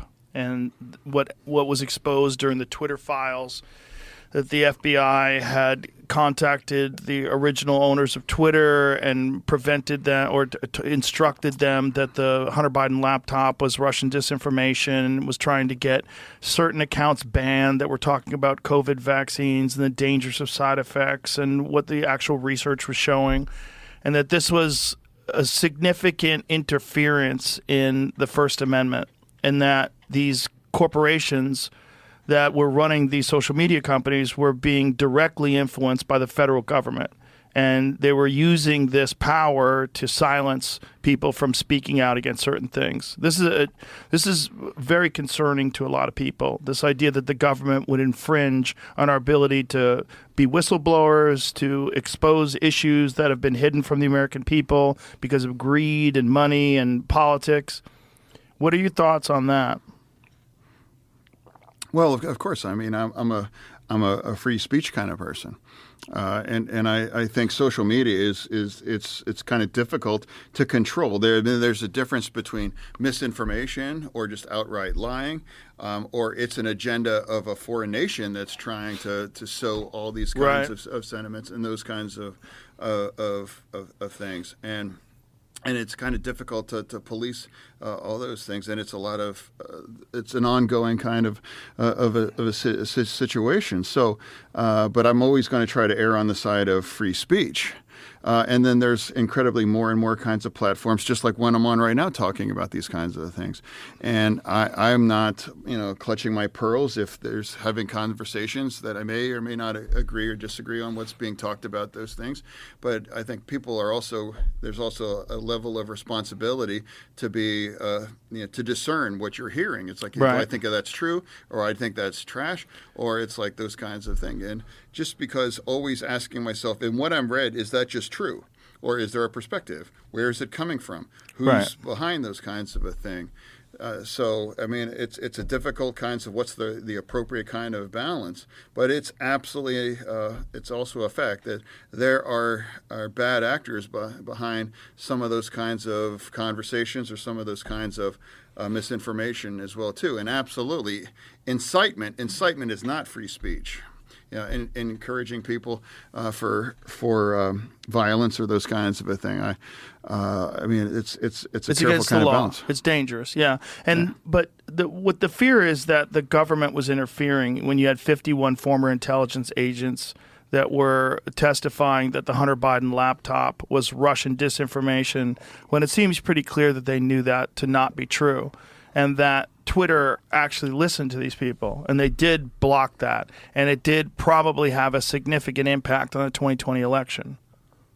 Yeah, well, but the other thing that had a significant impact was in 2020, I forget his name, but he had to investigate, Clinton's about the emails. Comey. Yeah, 2 weeks out. That was like the ultimate October surprise as well, too. Right. And that, undeniable, that had a significant impact as well, too. That was the 2016, right? Yeah, it absolutely did as well, too. So, I mean, that's why there's both sides, and they have agendas to suppress some kinds of a thing or to bring something to the front. And it's undeniable that it can have an impact on that as well, too. I never went down either of those, rabbit holes, whether it was the Clinton emails or if it was the Hunter Biden's kind of laptop. But it hasn't really changed overall the dynamic that in our cycles, the last 3 cycles, it's about, for me, it's about a referendum on what we want, a vision for America. Is it a Trump kinds of a vision, or do we have an alternative? And I've always been very clear it's going to be incredibly close, and it's going to be incredibly, at times, very divisive. And here we are now, and it's still back to a coin toss. And I've always predicted that it would be, even back to 2016, because, we're really going to have a lot settled out before this election. It's going to take America in a very two stark and distinctive kinds of directions. What do you think about Elon Musk's idea of creating a government efficiency agency? I flagged when Musk got involved, I flagged that. Anyone can look online. I can say that. It's like, well, endorsements and surrogacy doesn't really mount for much. It doesn't count for much a lot, and sometimes. But I mean, that was a significant. And he's getting involved, and he's showing up at those kinds of events. I mean, in some sense, I've said this publicly, that he's even a bigger kinds of star than Trump can be. And for some people in Pennsylvania, like, that's Tony Stark. Right. He's involved in undeniably kinds of important things like SpaceX, or he was one of the original charter. He was on the charter of OpenAI. He was involved in that too.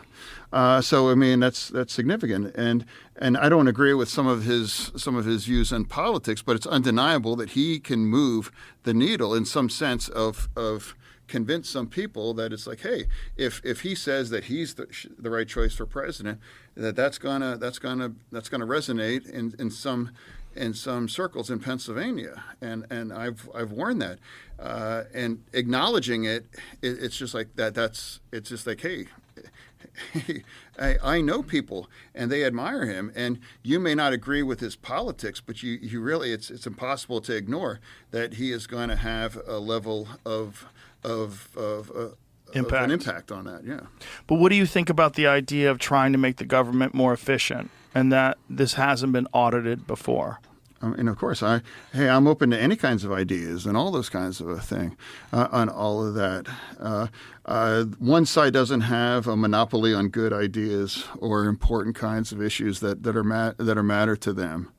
So, and it's like, the choices and the kinds of things and how he's chosen to participate, especially and very personally in Pennsylvania. I'm like, hey, here's where we are. That's part of the dynamic here. Calling it out and acknowledging that.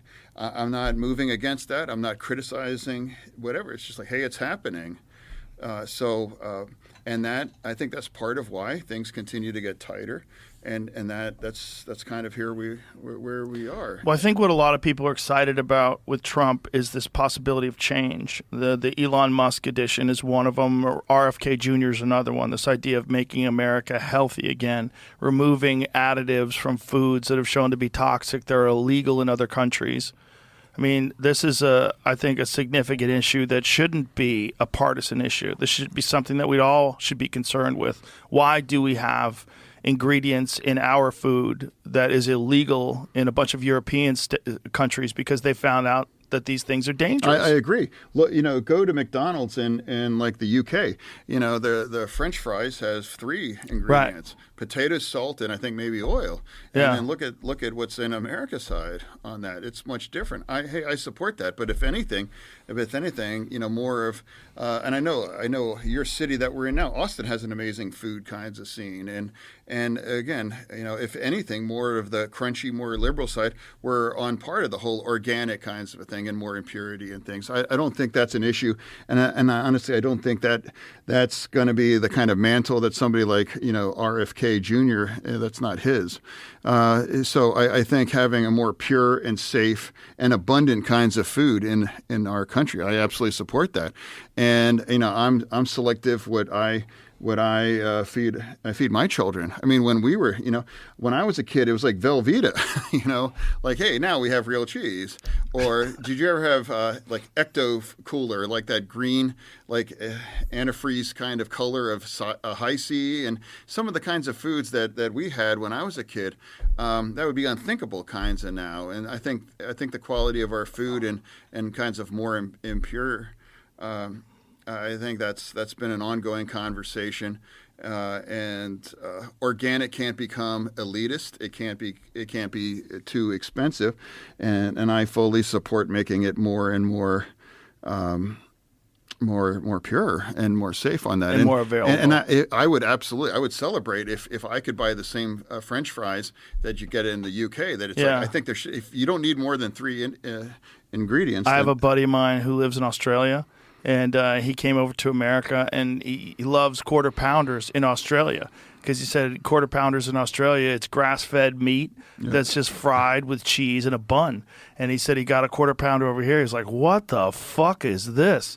He said it tastes like shit. It was just It was bland, and it didn't was taste... it a Royale with cheese? Yeah. I don't know what they call it in Australia, but he said it's grass-fed beef. You get they're not even feeding their cows grain. Well, a lot of the grass-fed beef in our nation are coming from Australia. I mean, which is crazy. Yeah, that's a fact, and I'm very pro American rancher. Well, not only that, it's really fucked up because you could make it a product of America if you butcher it here. So if you import cattle from Australia, say, and then you bring it to America, and then you cut it up and then package it. Because you've cut it up and packaged it, it's now a product of America. So you could write that on the label. I had Will Harris, who runs White Oak Pastures, which is a regenerative farm. This guy spent 20 years and untold dollars changing an industrial farm that his family had and turning it into a regenerative farm. And in doing so, provided people with a much more natural and healthy choice. And he's also done a great job of exposing these practices. Yeah, I mean, grass-fed beef. I mean, I think that's very, in some sense. I mean, that absolutely supports better health. I mean, I followed before he even appeared on your podcast. Sean Baker. Yeah. Like carnivore, and even those kinds of insights helped me personally and allowed me to kind of drop some weight through all those things, and it's like that's an important conversation too. It's like but Democrats, some people think that we're declared a war on hamburgers and beef, but we're definitely going to lose that. They're going to lose that if that really becomes part of that. Yeah. And I don't think that's Democrats. I think that's very wealthy people that have a financial interest in feeding people fake meat. That's what I think it is, and I think they've captured the system. I said it. It pains me to agree with DeSantis, because they passed the ban in that in Florida. It pains me to agree with him, but it's like, I mean, I would never feed that slop to my kids when you can buy quality American grass-fed American beef. Like, I mean, that's what I purchased. That I use that at Costco. I buy the 3 pack of it, and my oldest son, he knows how to prepare like his own ribeye, and he's makes that a part of I think it's like a healthy kinds of a diet. Yeah, for sure. What other issues do you think we should discuss before we wrap this up? Is there anything else that's on your mind that you think is significant that needs to be discussed? Oh, well, before you wrap up, I think we have a situation, whether it's the situation on Israel or there's a lot happening about the election right now, but it's really a strange place in our nation right now. But I promise you, it's going to be, depending on whenever people hear this conversation, our world's going to be about to change, or maybe it has changed, so I just hope though that we're going to be able to respond in a way for an orderly kinds of transfer of power, and we are going to be heading into a more peaceful and a more productive and collaborative kind of direction throughout that. But we're in an incredibly divisible place right now. And I just want to be part of a conversation to make sure that we can be more constructive. But it's right now we're kind of it's a difficult place right now, and we're coming down to a coin toss election. Yeah, I agree. I hope we can all relax and work together cooperatively. Yeah. Well, listen, man, thank you for being here. I really appreciate it. Thank you for taking the time to come here and talk. It's been great to get to know you and have a conversation with you. Oh, hey, thank you for having.